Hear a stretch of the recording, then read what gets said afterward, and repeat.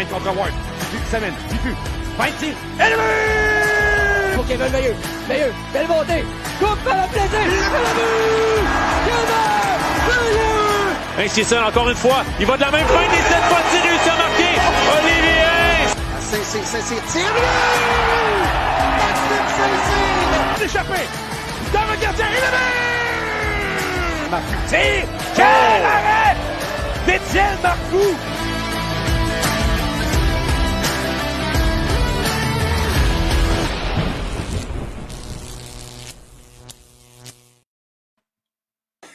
Bonsoir, mesdames et messieurs, et bienvenue à la Source LNH, balado officiel de la Ligue nord-américaine de hockey.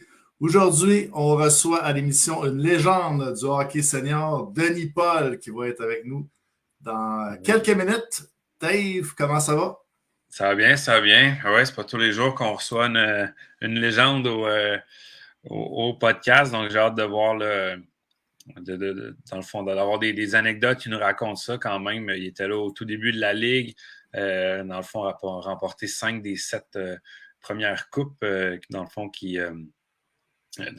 fond, au tout début de la Ligue. Donc, ça va être intéressant qu'il nous parle de ça. C'est aussi une légende là, des Cataractes de Shawinigan, là, outre ce qu'il a fait dans la Ligue nord-américaine. Pas oublier 2 saisons de plus de 100 points là, à Shawinigan dans le junior majeur. Donc, quand même, tout un résumé.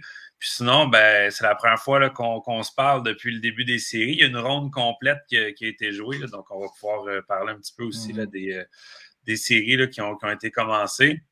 En fait, tu étais là la semaine dernière, mardi, avec François. Hein? On a fait un petit 15 minutes parce qu'il y avait un match, direct. Donc on a essayé quand même de faire de quoi là, pour compenser, mais c'est la première fois là, qu'on a comme un vrai podcast, là, si on veut, là, depuis que les séries sont commencées. Donc, on va pouvoir parler de ça. Très gros match demain entre Rivière-du-Loup et Saint-Georges. Donc, savoir là, c'est qui la 4e équipe qui accède aux demi-finales. Donc, ça va être tout un match demain. Puis on a quand même eu, si on souhaitait, là, des séries qui se rendent jusqu'au bout. Il y a une série qui s'est terminée en 3 matchs, mais les 2 autres sont allés jusqu'au match ultime, le 5e match aussi. Donc c'est comme demain, ça va être techniquement déjà, si on veut, le 3e match ultime. Dans le fond, qu'il y a une équipe qui gagne puis une équipe qui perd la série. Donc c'est déjà bon à ce niveau-là. Puis je voyais en plus, sûrement à la blague, là, mais des partisans qui ont écrit font exprès pour se rendre à la limite là, des matchs ultimes pour que ça soit plus payant. Moi, je peux vous dire que ça a fait des matchs quand même assez intenses sur la glace. Là. Ouais, puis je suis pas mal sûr que c'est pas pour avoir un match de plus à la maison que, d'après moi, que les pétroliers se sont rendus en prolongation au match numéro 4, d'après moi. D'après moi, c'était parce que c'était des bonnes séries, puis c'était des séries serrées, puis c'est ça qu'on voulait, fait que à date, c'est bon. On va parler peut-être un petit peu plus en détail après notre entrevue avec Denis Paul, exact. Mais on va pouvoir parler un peu également des séries avec lui, parce que quand même, tu l'as dit, gagné 5 fois en cette saison dans la Ligue. Donc, c'est qu'est-ce que ça prend là, pour gagner un championnat. Donc, exact. Il faut poser quelques questions par rapport à ça. Je te laisserai peut-être, Dave, dire les quelques nouvelles. Je pense qu'il y a eu 2 suspensions pendant que je partage le balado. On est rendu en série. Des nouvelles, il y en a un peu moins. Là, je dirais, outre les résultats des séries en tant que telles, là, qui sont des nouvelles, je veux pas. Mais sinon, il y a eu 2 suspensions. Donc, on le sait, c'était une série très intense entre Sorel et Laval. Donc, à la fin du match 5, là, il y a eu comme deux mises en échec, là, un peu coup sur coup, quasiment dans le match, là, qui ont mené à des suspensions. Donc, Gabriel Paquin-Boudreau, des Éperviers, suspendu 6 matchs là, pour sa mise en échec sur Nathan Hudgens. On espère du côté de Hudgens là, qu'on n'est pas trop blessé. Il était revenu pour la poignée de main après le match, mais ça, en même temps, ça ne veut pas dire qu'il est correct pour jouer. Là. Fait que ça va être à voir là, s'il va être de l'alignement là, pour vendredi pour le début de la demi-finale. Puis sinon, Danick Paquette, là, lui, a reçu 3 matchs de suspension pour sa mise en échec là, sur Antoine Waked. Donc, ça va être à voir là, aussi là, les pétroliers un peu. Là, surtout si Hudgens également est blessé. Là, ça va être à voir là, si, dans le fond, comment ils vont pouvoir le naviguer là, à travers ça. Là. Mais, le résumé des sanctions émises n'est pas encore sorti. Je pense peut-être que ça a été peut-être retardé. Donc, on devrait avoir probablement des nouvelles demain là, dans la journée, peut-être pour avoir un petit peu plus de détails là, sur les tenants et aboutissants là, des deux suspensions. Donc voilà. Puis sinon. Ouais. Il reste juste pas mal. Ouais. Un partage à faire. C'est bon, ben, sinon, on peut parler. Un truc qui a été le fun en fin de semaine, c'est que officiellement, ben ça, c'est sûr qu'il n'y a pas eu de. Techniquement, il n'y a pas eu de match à Saint-Georges de toutes les séries là, à cause de la crève. Donc, je ne sais pas à quel point on peut. C'est quand même une belle foule de 1700. Le match qu'il y a eu à Sainte-Marie, il y avait au-dessus de 1700 personnes. Mais l'autre chose que je voulais dire, c'est qu'avec les matchs à la fin de semaine, outre Saint-Georges qui ne joue pas dans leur aréna normale, donc on peut mettre, mettons, un astérix là-dessus. Mais toutes les foules déjà en première ronde là, ont atteint le 2000 spectateurs. Toutes les arénas de la Ligue ont atteint le 2000 spectateurs. Là. C'est quelque chose que c'est rare qu'on voit ça là, en première ronde. T'sais, au fur et à mesure que les séries avancent, on se rend toujours dans les 2000 là, facilement, là, souvent en demi-finale puis en finale, mais de le voir en première ronde que dans toutes les arénas de la Ligue, là, si on veut, là, la fièvre du hockey est déjà prise. Même à Sorel, où est-ce que ça avait été un peu plus difficile en deuxième moitié de saison au niveau des foules, bien, là, on a vu que la seconde que l'équipe s'est remise à gagner, puis on avait peut-être la chance de créer la grosse surprise puis d'éliminer Laval. Là, le monde était au rendez-vous vendredi dernier. Puis c'est vraiment c'est le fun comme atmosphère et tout. Puis à Thetford Mines, à Rivière-du-Loup, à Jonquière, donc partout. Le premier match des séries à Laval, il y avait eu 2500 personnes aussi. Donc non, c'est le fun de voir là, que, dans le fond, la belle tendance qu'il y avait eu pendant la saison régulière se poursuit dans le début des séries. Yes. Je vais dire quelques salutations à des gens là, dans le chat. Jean-Paul Veilleux qui nous a dit bonsoir les boys et bonne soirée. Céline et Gilbert qui nous ont dit bonne soirée les boys. Danny Charette qui a dit salut les boys, très content que vous recevez mon idole. Donc, Danny, si tu as quelques questions à poser à ton idole, ça va être le temps. Danny Croix qui nous dit salut les boys. Danny qui dit je l'ai connu quand il jouait pour les Jets de Louisville. Donc, ça parle également un peu là, justement des suspensions dans le chat. Là. Je pense que c'est un dossier qui a fait couler beaucoup d'encre dans les derniers jours. On attendait impatiemment là, le résultat. Ouais. Donc, on est prêt à y aller, peut-être, Dave, avec notre invité, sans plus attendre. Let's go, sans plus attendre. Denis Paul, la légende du hockey senior, comment ça va? Salut les gars, ça va très très bien. Comment qu'on se sent là, quand on te présente là, pour dire qu'on va t'avoir comme invité? Tu es dans la salle d'attente, t'entends parler un peu de toi. C'est pas drôle. Écoute, je suis pas habitué à ces podcasts-là. Écoute, on n'avait pas ça dans notre temps, on va te dire. Mais, non, c'est toujours plaisir de parler du bon vieux passé. Dans le temps, vous autres, c'est les forums, c'est ça, hein? Regarde, même, je m'en souviens même pas les forums, mais t'as raison, là, mais... ça envoyait des lettres aussi, là, des deux. Ouais, c'est quasiment plus mon temps, moi. J'ai toujours été en retard un peu sur la technologie, fait que c'est pas... Mais c'est vrai, il y avait les forums que c'était un petit peu plus fort là-dessus, là. Donc, Denis, on va parler un peu avec toi de ta carrière, des séries, des présentes séries dans la LNAH. Là. Comme j'ai dit, tu sais un peu qu'est-ce qu'il faut pour gagner des championnats. On va parler un peu de ta carrière également junior. Tu as été honoré là, un petit peu plus tôt au mois de novembre là, cette saison. Dans l'équipe où que tu as joué junior, quand même, 2 saisons de 100 points là, avec Shawinigan. En plus, tu étais un gars de la Mauricie, jouait pour l'équipe locale. Il était local, mais qui n'était pas tout. Il y avait les draveurs, par exemple, aussi, dans ce temps-là. OK. Imagine, ça va faire une bonne rivalité dans le temps qu'il y avait 2 clubs, le junior majeur Mauricie. Ouais, à peu près. Tellement bon. Ouais. Bonne rivalité. Puis, des bonnes années. Parle-nous donc un peu, justement, là, si on y va par le commencement, là, comment est-ce que ça. Dans le fond, comment est-ce que tu avais été recruté là, dans le junior majeur à l'époque? Là, comment ça se fait que tu avais abouti avec les Cataractes de Shawinigan?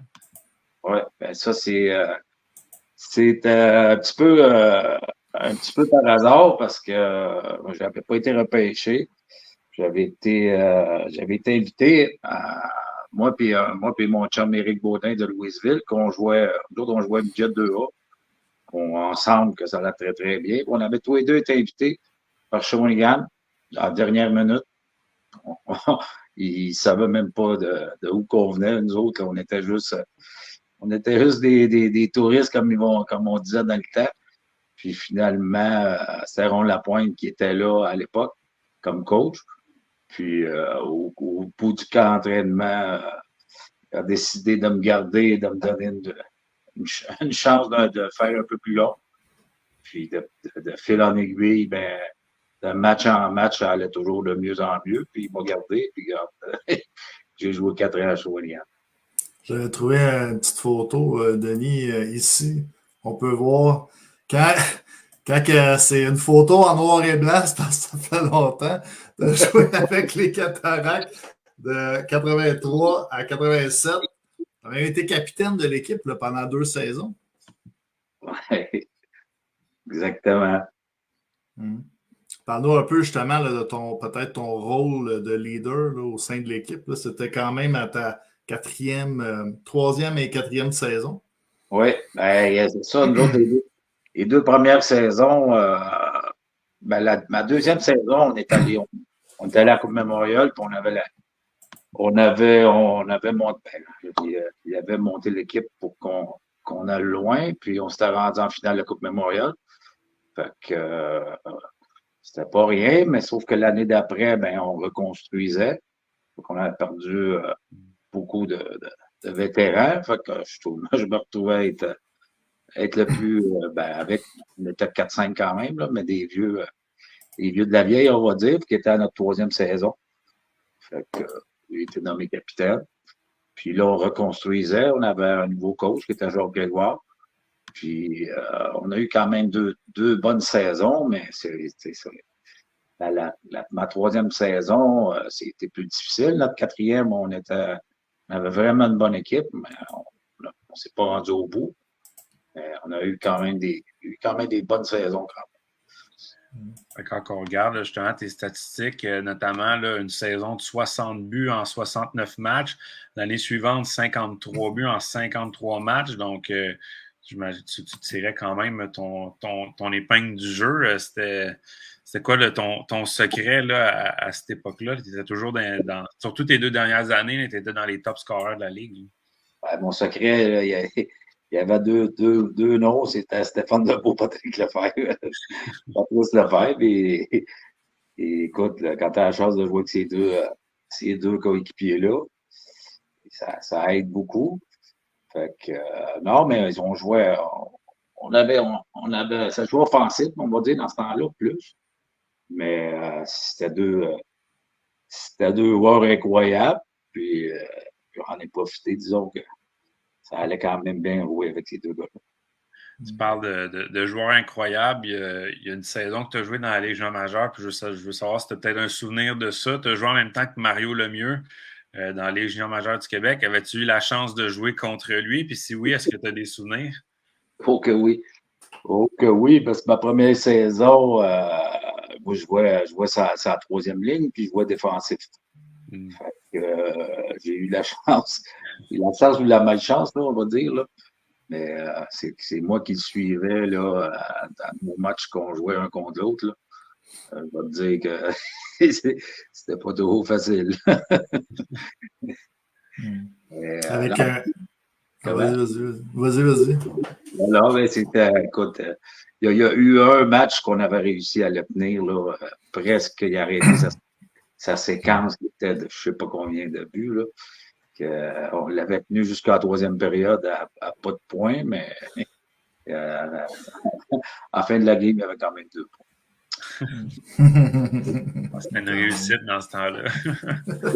Oui, on était fiers. Juste après 2 périodes qu'il y avait 0, là, écoute, on ne touchait pas la tête dans la chambre. Hein, puis surtout moi, parce que je le suivais partout, puis ça n'avait pas de sens, mais à la troisième période, je pense qu'il y avait eu 2 passes, mais c'était le mieux qu'on pu faire parce que les autres fois, c'était même pas drôle. Là. Écoute, c'était tout le temps des matchs de 5, 6, 7 points qu'il y avait contre nous autres ou contre les autres équipes aussi. Est-ce que tu avais eu peut-être des invitations à des camps de la LNH, des pourparlers à l'époque, là, avec des équipes professionnelles? Oui. Quand j'ai fini, moi, à 20 ans, j'ai joué mon année de 20 ans, puis quand j'ai eu fini, j'avais été invité pour aller pour les Nordiques de Québec au camp d'entraînement. Mais à cette époque-là, j'ai préféré aller en Europe parce que, écoute, il ne fallait pas comment je pourrais dire ça? C'était pas alléchant? Ouais, c'était pas alléchant. Puis les chances qu'on avait, là, les petits joueurs à l'époque, là, arriver au camp d'entraînement invité. Puis, je n'ai pas voulu prendre de chance. Puis, ce qu'il y avait aussi, c'est qu'il fallait prendre la décision, les camps d'entraînement, les camps d'entraînement pour les contrats signés en milieu d'été pour l'Europe, puis les camps d'entraînement juniors, pas juniors, dans la Ligue nationale, ça commençait au mois d'octobre. La saison en Europe était déjà commencée, fait que j'ai pas pris de chance, puis j'ai signé en Europe, mais par contre, quand je suis revenu l'année d'après, j'avais été invité au camp du Canadien. Ah oui? Oui. Puis j'étais allé faire le camp de recrue des Canadiens, je ne me souviens pas en quelle année. Mais par après, j'étais retourné en Europe. As-tu croisé quelques joueurs réguliers de l'équipe? Ben, dans ce temps-là, j'ai pas été chanceux. C'est l'année que le Canadien avait décidé d'aller faire le camp qui avait emmené ses vétérans en Russie. Fait que les vétérans, la plupart des vétérans n'étaient pas là. Fait qu'il y avait pas. Je n'avais pas croisé les vétérans, mais il y avait des recrues qui ont percé, là, que je me souviens, là, qui étaient là, dont Jesse Bélanger, Jesse Bélanger qui me revient. Il y avait Di Pietro, puis il y avait. Paul Di Pietro. Ouais. Mais il y en a d'autres, là, c'est vague. Dans ma tête, je sais qu'il y en avait une couple d'autres.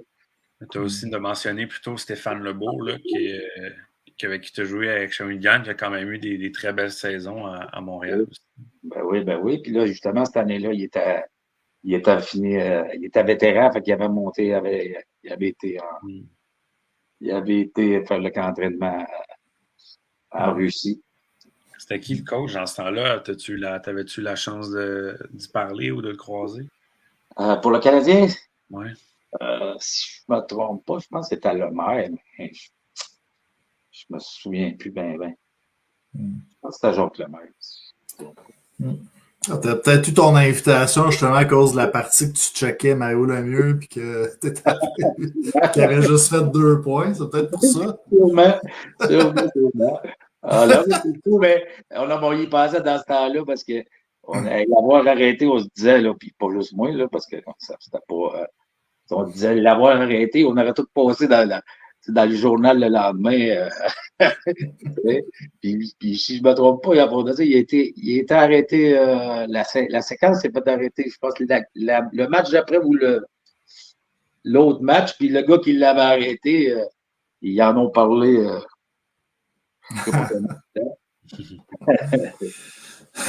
Avant qu'on parle peut-être de hockey professionnel ou ton parcours en Europe, je voulais peut-être montrer, là, justement, on en a parlé un peu, au mois de novembre dernier, tu as été honoré par les Cataractes de Shawinigan. Je vais montrer une petite photo.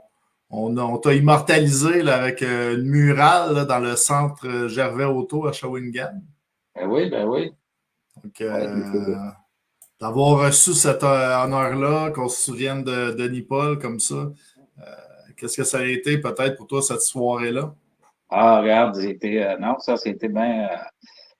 Ça a fait chaud au cœur, écoute, après toutes ces années, quand tu te fais recevoir de même. Puis, non, c'était une belle soirée, bien organisée, on était super cool avec moi. Ça m'a fait vraiment chaud au cœur. Non, Comment ça s'est fait? C'est eux qui t'ont contacté ou comment est-ce que ça s'est. oui, ben c'est sûr que c'est Steve Turcotte qui était un peu instigateur de ces événements-là.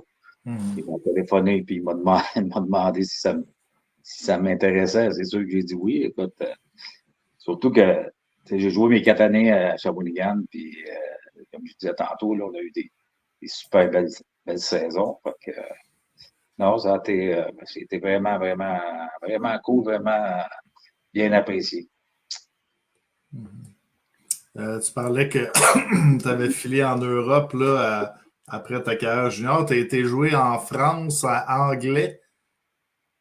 Non, il y a une erreur. Là, C'est ça? Non, c'est pas ça. C'était à Angers. Angers, bon. Ouais. Angers. Faut pas toujours se fier à Élite Prospect. Je suis parti, j'étais allé jouer à Angers la première année là-bas. Malheureusement, je me suis blessé à une épaule. Puis, je n'ai pas joué longtemps. J'ai été opéré. Je me suis fait opérer à l'épaule. J'ai manqué le reste de la saison. Puis, l'année d'après, j'étais allé jouer en Écosse, à Édimbourg. Puis, je me suis blessé la même épaule là. Encore là, au début de saison. J'ai pas joué. J'ai joué peut-être une quinzaine de games. J'ai été réopéré encore à cette épaule-là. Fait que j'ai manqué un autre 6 mois complet. Fait que c'était à l'autre année d'après que j'étais allé jouer un petit peu dans l'East Coast aux États-Unis. Puis ensuite, je retourne en Europe. J'étais allé jouer en Hollande pour une demi-saison. Puis après ça, je suis retourné en France, Clermont-Ferrand pour une année. 79 points en 20 games que c'est écrit en Hollande. Fait que tu leur as montré un peu comment ça le jouait. Okay. Oui, en Hollande, là, le hockey était assez offensif. Mais c'est là. Puis l'année le début d'année aussi en Écosse, Écosse-Angleterre, c'était la même ligue. Là aussi, c'était assez offensif. Je veux dire que c'était des matchs de 12 à 10, 8 à 4, 15 à 11. Ça n'avait pas de sens. Il n'y avait pas de défensive là-bas. Ça jouait offensif. Les gardiens n'avaient peut-être pas le même stock non plus. Ça jouait avec des bottins de téléphone tapés sur ses tibias. Non, pas tant que ça. Non, les gars, c'était le même. Les gars étaient les mêmes équipements, les mêmes affaires, mais il n'y avait pas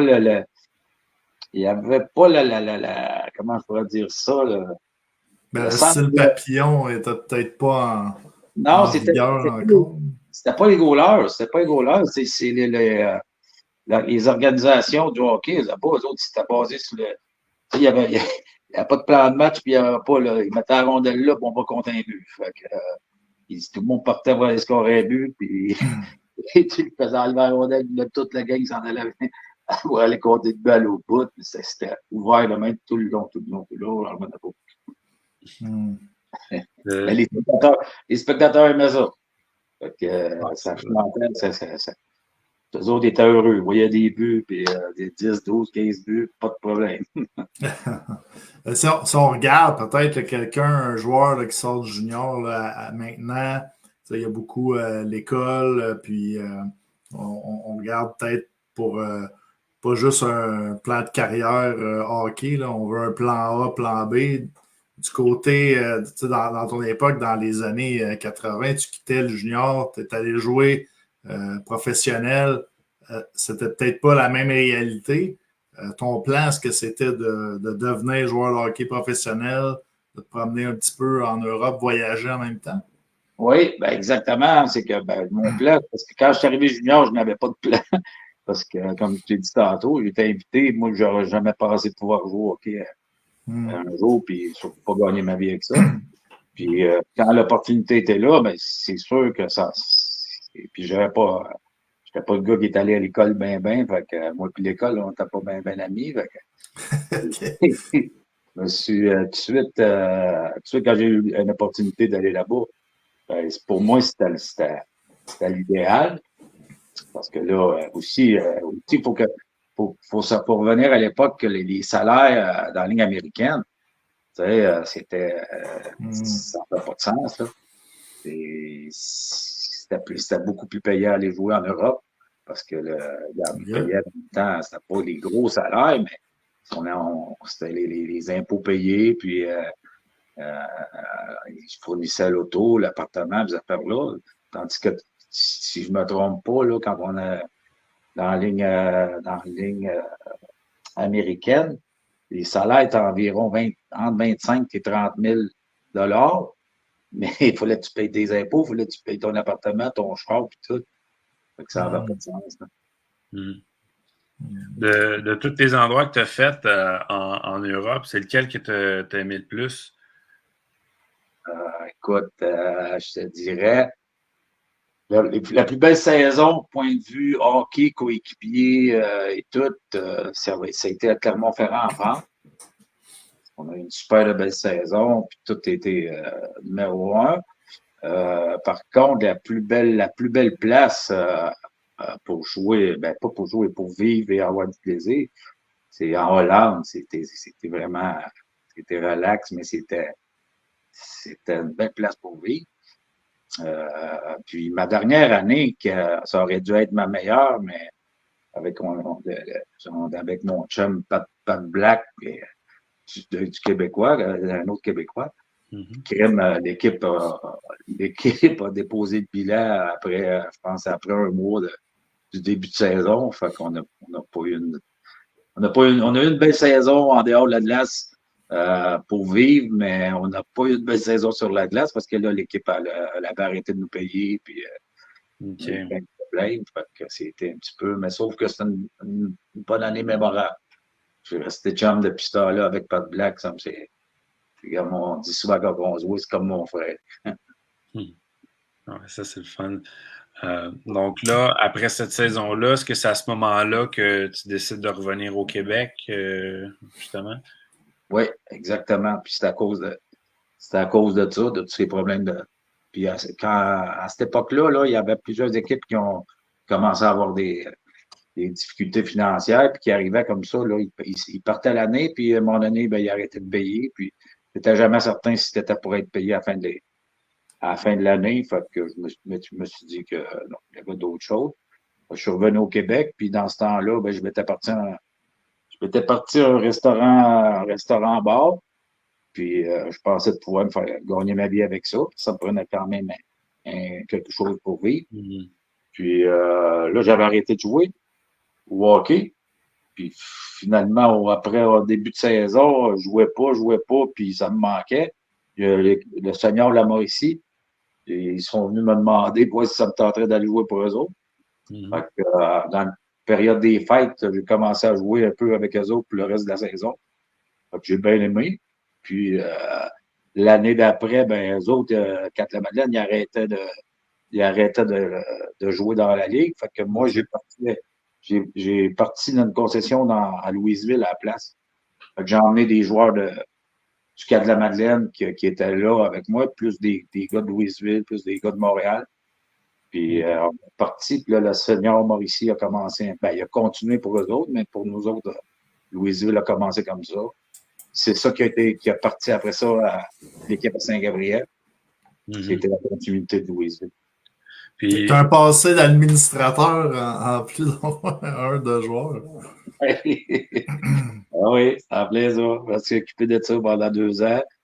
Et après ça, ben, Louisville, là, ça commençait à piquer du nez un peu.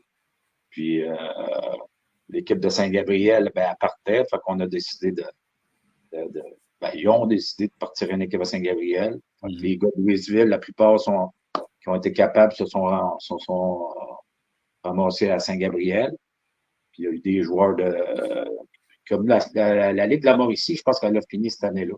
Fait qu'on on a ramassé les gars de la TUC, Michel Caron en partant avec Stéphane Dufresne, Martin Fecteau. Là, on a fait une équipe à Saint-Gabriel. Fait que là, c'est là que là, ça a parti pour le vrai parce que là, ça commence à être plus fort. Là. Puis là, si tu peux nous raconter un petit peu comment ça partait, parce que pour ceux, dans le fond, qui ne savent pas, la Ligue senior de la Mauricie, c'est comme un peu un des ancêtres de la Ligue nord-américaine, qui était la Ligue semi-pro du Québec avant. Parce que la Ligue semi-pro, ça a été en 96 quand la Ligue senior de Montréal et la Ligue senior de la Mauricie ont fusionné ensemble. Ça a comme créé la Ligue semi-pro. Fait que dans les ancêtres de cette ligue-là, à quoi ça ressemblait le hockey? Est-ce qu'il y avait des bonnes foules quand même dans les arénas? Est-ce que c'était quand même quelque chose que le monde suivait beaucoup? Est-ce que c'est à quoi ça ressemblait dans ces années-là? Je vais te dire, à Saint-Gabriel, ben là, il y avait des bonnes foules, mais c'était pas des 3-4 000 parce que les arénas étaient petites, là, à Saint-Gabriel, là. On avait peut-être une moyenne de 12-1300 par match. Puis, c'est sûr que des séries, ben, on remplissait l'aréna à full capacité, mais c'était pas c'était pas des 6-7 000 comme à semi-pro par après, là, à Laval puis à Verdun, parce que c'est des plus gros arénas. Mais le calibre était quand même fort parce que, regarde, d'autres, à Saint-Gabriel, on a presque gardé tout le temps notre même équipe. Puis quand on a transféré dans le semi-pro, on a gardé les mêmes joueurs. Puis on a quand même gagné. On a réussi à gagner dans le semi-pro avec sensiblement la même équipe qu'on avait au tout début. Fait que c'était un bon calibre de jeu. Mais c'est ça, à un moment donné, comme ça a fusionné. Puis ça a fait grossir la ligue. Et c'était bon. C'était bon dans les deux sens. Puis au début, on sait que la Ligue a un peu fait, au début des années 2000, là, sa renommée là, sur la robustesse et tout. À quoi ça ressemblait le hockey au début? C'était quand même assez robuste. Parce que je veux dire, même le hockey junior dans ce temps-là, c'était quand même assez robuste aussi. Là, donc, c'était-tu un peu une continuité de ça? À quoi ça ressemblait le style de jeu au tout début? Oui, il faut pas se leurrer que c'était assez spécial, là. Écoute, c'était basé en premier lieu sur la bagarre, on va dire, les bagarreurs qui attiraient pas mal les foules. Mais en même temps, c'est ça, là. Ce qui était bon, c'est que tu réussissais quand même à avoir du très bon hockey, là. Je te vais te dire que les deux premières ligues de chaque équipe, regarde, il n'y en avait pas de bagarreurs, puis ça jouait au hockey en tabarouette. Mais ça prenait quand même c'était ça qui c'était les bagarreurs faisaient partie de la game, puis c'était ça qui attirait la foule. Là. On se comptait pas de menterie, là, puis on le savait, là, tout le monde le savait. Là. C'était-tu comme ça même dans la Ligue de la Mauricie avant que ça fusionne? Oui. Oui, en grosso modo, c'était pas mal ça.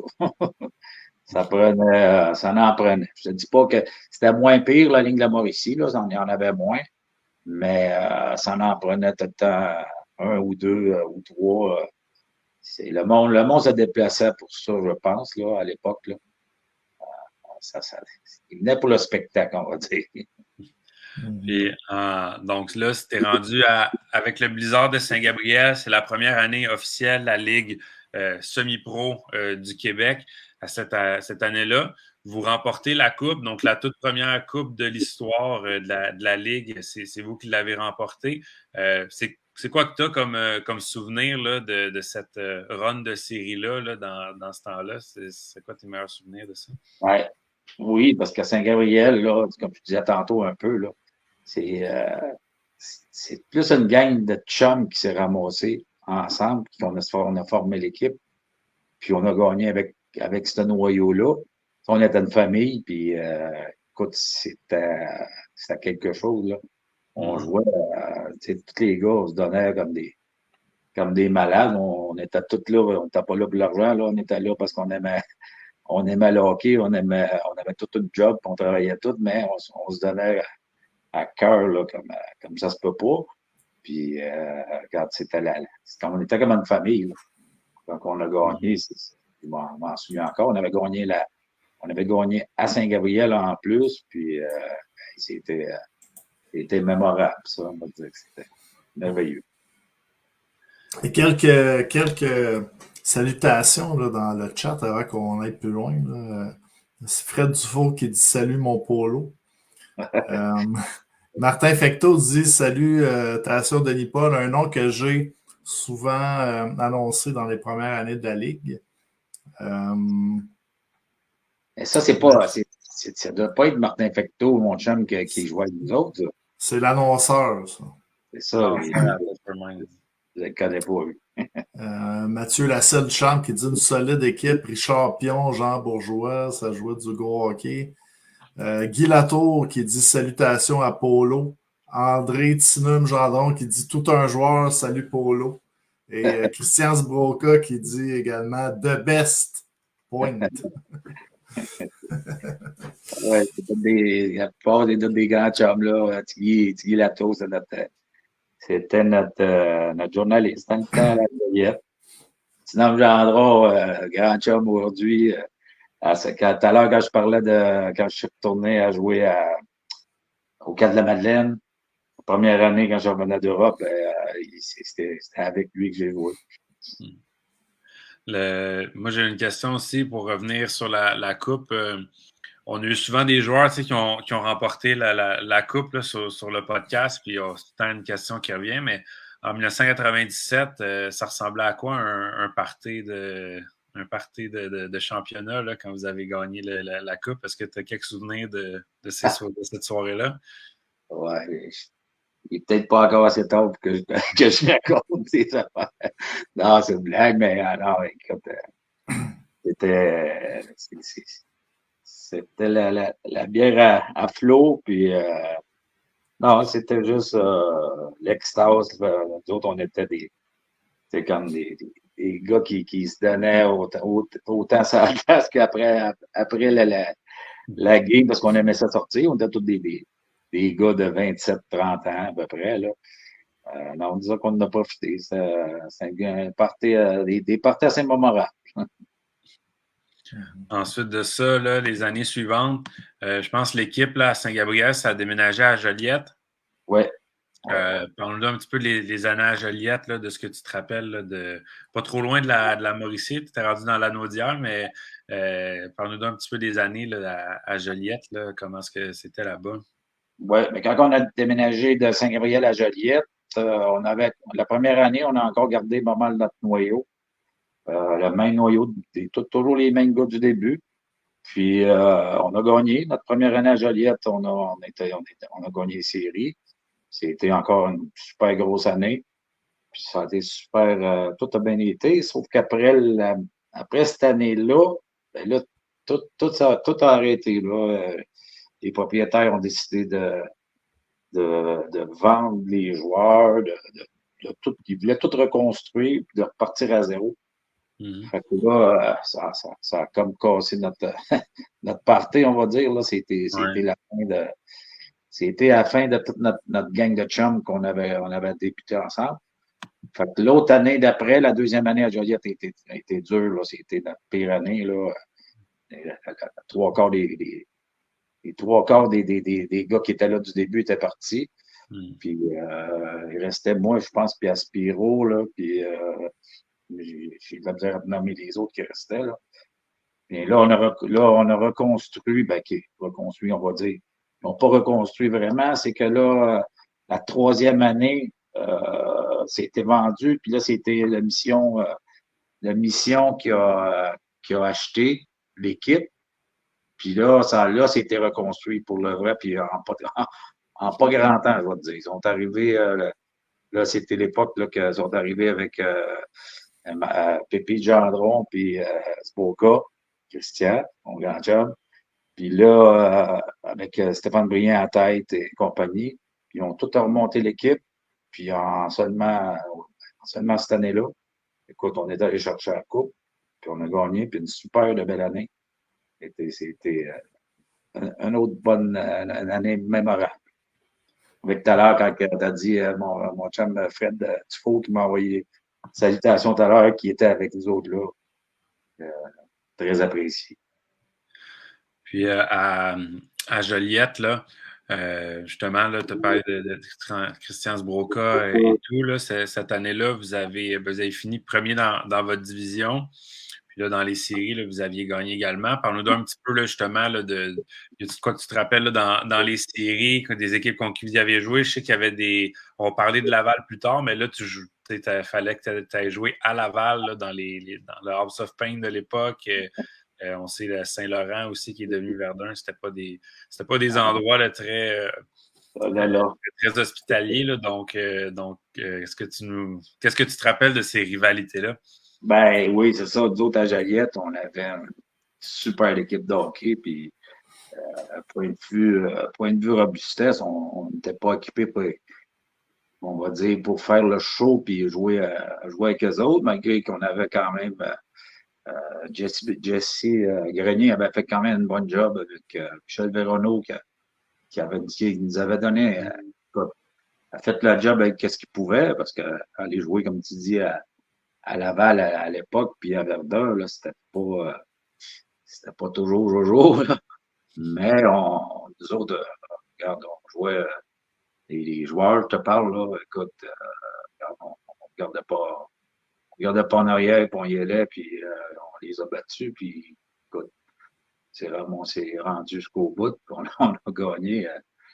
On a gagné encore cette année-là, puis c'était magique. Hein. Guillaume Fausse qui dit les débuts de Clint Butler.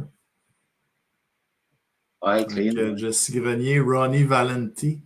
Oui, ils sont venus avec nous autres un peu. Clint, c'était les débuts. C'était un gars de la région de Joliette. C'était un noir qui avait pas froid aux yeux.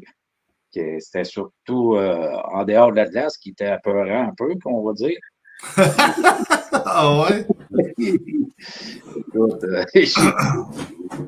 on m'avait dit, on va dire. Comment ça?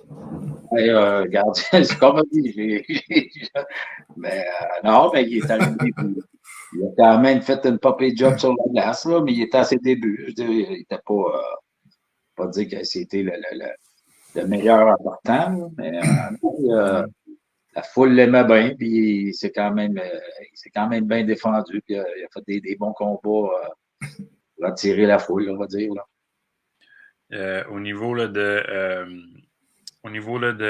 justement là, des rivalités avec Laval-Verdun, je sais qu'il y avait eu des commentaires dans le chat là, qui parlaient là, de blessures, notamment là, face à. Il y en a un qui nommait Joël Thériault là, qui aurait causé une blessure, mais dans ce temps-là, là, c'était quoi un peu la mentalité? Parce que c'est quelque chose qu'on a vu dans les commentaires aussi là, quand on a annoncé là, que tu n'as pas de podcast, mais que tu étais un joueur là, qui était réputé pour être tough puis jouer malgré les blessures. Y a-tu des blessures en particulier que tu te souviens là, que tu avais passé à travers et que tu jouais quand même, surtout en série? Oui, il y en avait quelques-unes, là, mais ouais, c'est ça tantôt. Là, j'ai vu passer le show, le nom qui disait la blessure de Joël Thériault avec un cross-check. Il pensait que c'était moi, mais c'était pas moi, c'était Denis Aspiro. Il avait cassé mon mâchoire. Oui, ça, je m'en souviens très bien. Puis ça avait donné un gros coup à l'équipe parce que c'était un peu sauvage, son affaire. Puis, écoute, c'était le début des séries, ça, je pense, si je ne me trompe pas. Mais Denis a pu rejouer des séries. Sauf qu'on on a continué, puis on a passé au travers. Mais quand tu me parles de blessures, ça aussi, ça, l'affaire, c'est que la finale de cette année-là, avec la mission, j'ai la quatrième match, je pense, de la série finale. Je m'étais déchiré des ligaments de la cheville. Puis j'avais essayé de jouer le cinquième match. J'avais pas été capable. Puis, le lendemain, on jouait le sixième match. Puis j'ai réessayé, puis j'ai joué. J'ai joué quand même sur une patte, je sais pas comment, on était fou là. J'ai une douleur, puis de folie dans la tête, de dire ça se peut pas, on veut gagner, mais c'était fou, hein, regarde, on aimait ça. Mais on a gagné cette game-là. Sauf que j'ai passé le reste de l'été à la pape dans le plâtre, puis j'ai manqué j'ai manqué 17 games de l'année d'après parce que à cause de ça, tu sais, mais c'est Ouais. on a gagné. Ouais, ça, au moins, tu as gagné. Christian Zboka, dans le chat, qui dit le Toradol aurait été Oui, oui, une bro, vraiment Toradol. aidé. Toradol, ça nous a demandé à lui, il s'en souvient très bien, ça nous a détruit tous les deux l'estomac, les painkillers de la Toradol. C'était bon pour engourdir la douleur, mais c'était très, très dur pour l'estomac. Fred Dufault qui dit un guerrier, Denis, finale contre Saint-Georges. 7e game, il a joué avec une méchante blessure. On a ramené la coupe pareil. C'est un peu ça. C'est un peu ça, je disais, mais tabarouette, c'est ça, c'était toute une gang de guerriers. Écoute, il n'y a pas rien que moi de blessés, là. On était, 3/4 étaient blessés. On jouait, on jouait à mocher, mais c'était tellement le désir de vaincre qu'on est allé chercher ça. Et surtout, en plus, sur la route, 7e match. C'était mémorable. Patrice Martineau qui dit salutations à un adversaire que Chris, que j'ai détesté, a tellement respecté. Tino, salut Tino. Ah oui. Mais c'est réciproque tous les deux, on s'aime pas sur la glace, mais on en rit à chaque fois qu'on se voit, on en rit. C'est comme ça que c'est. Mais beaucoup de respect. Ça, j'imagine, c'est quelque chose. Ce qu'on voit, c'est la même chose de nos jours, là, mais sur la glace, il y a tellement des grosses rivalités. Des fois, il y a des choses qui se passent, des coups qui se donnent, mais j'ai tant l'impression que les joueurs, c'est surtout quand on a fini de jouer en l'entre-saison, si on rencontre un joueur d'une équipe adverse, ça va toujours quand même être. Il y a tout le temps comme une espèce de fraternité, si on veut, parce que j'imagine que vous. Ouais. C'est un peu un luxe d'avoir la chance de vivre ce que vous vivez, puis en même temps, c'est automatiquement comme un point en commun de savoir ce que c'est quoi le passer à travers une saison de hockey, les séries aussi. Non, mais là, je te dirais que peut-être à 95%, c'est comme ça. Parce que la plupart, il y a des cheap shots qui se donnent, mais ils s'en donnent sur les deux côtés. Puis, qu'on sait tout que c'est parce qu'on veut gagner. La plupart, c'est pas pour détruire le gars. C'est parce que le but, c'est la victoire. Mais, je vais te dire, pour ça, je t'ai dit 95%, parce que, Ouais. pas le pourcentage exact. Il y en a certains que justement, je les reverrai dans la rue, encore aujourd'hui, puis je les adresserai même pas à parole, là. Mais, comme je te dis, le pourcentage est tellement petit que la plupart, je ne peux pas me tromper même, 95%, c'est pas mal ça. Puis j'imagine que ça doit être la même chose un peu pour les autres gars qui ont passé dans la ligue ou qui jouent encore aujourd'hui. Après avoir joué au House of Pain à Laval, contre Laval, tes 2 dernières années, tu as joué avec les Chiefs de Laval. Est-ce qu'il y a une certaine pression qui s'est enlevée sur tes épaules un peu à ce moment-là? Pas mal. Pas mal. J'avais joué contre eux autres pendant je ne sais pas combien d'années à me faire brasser. Ça faisait du bien. Ça faisait du bien de les voir brasser des voir brasser les autres quand on était avec eux autres. Mais par contre, quand on jouait contre Verdun, ces années-là, je peux te dire que ça brassait les deux égales, puis on ne peut pas dire qu'on avait l'avantage parce que il y avait des rivalités Verdun-Laval, les 2 dernières années, c'était quelque chose. On avait été te chercher avec un échange du côté de Laval? Oui, parce que justement, à Joliette, ça se passait pas très bien parce que là, on a gagné l'année d'avant. Puis là, on avait perdu une coupe de joueurs, justement, mais mon chum Broke puis Michel Mongeau, qui était parti durant l'été, il s'était fait échanger à Laval, justement. Puis nous autres, le début de saison, moi, je jouais pas parce que j'étais blessé. Fait que là, ça allait pas très bien. L'équipe, on gagnait pas bien. Puis quand je suis venu pour revenir au jeu, ça allait pas mieux. Puis j'avais décidé d'arrêter un peu de lâcher de jouer. J'étais étonné. Puis Pierre Pelletier m'avait appelé puis m'avait demandé si je vais te chercher puis je t'échange, tu vas-tu venir jouer à Laval? Il dit j'ai 2 gars ici, il dit Michel Mongeau puis Christian Sboka. Qui aimeraient bien ça puis tu viens de jouer avec eux autres sur leur ligne. Ouf! j'ai pas ça n'a pas pris de temps avant que je prenne une décision. C'est sûr que je vais y aller. Puis, ils m'ont échangé, puis je suis allé jouer. Puis justement, on a joué cette année-là, moi, Christian puis Michel Mongeau ensemble. C'était incroyable.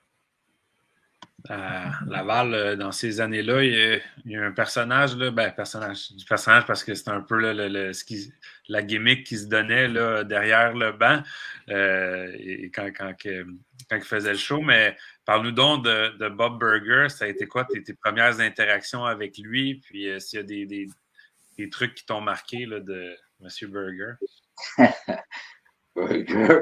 Burger, écoute, c'est comme tu l'as dit, là, c'était tout un personnage. Il a fait beaucoup pour le hockey senior. Écoute, j'ai que du respect pour lui pour ça, parce que il a vendu le hockey senior. S'il l'a monté, c'est devenu tellement populaire, là, c'est grâce à lui, en grosse partie. Par contre, moi et lui, on n'était pas bien amis. Non.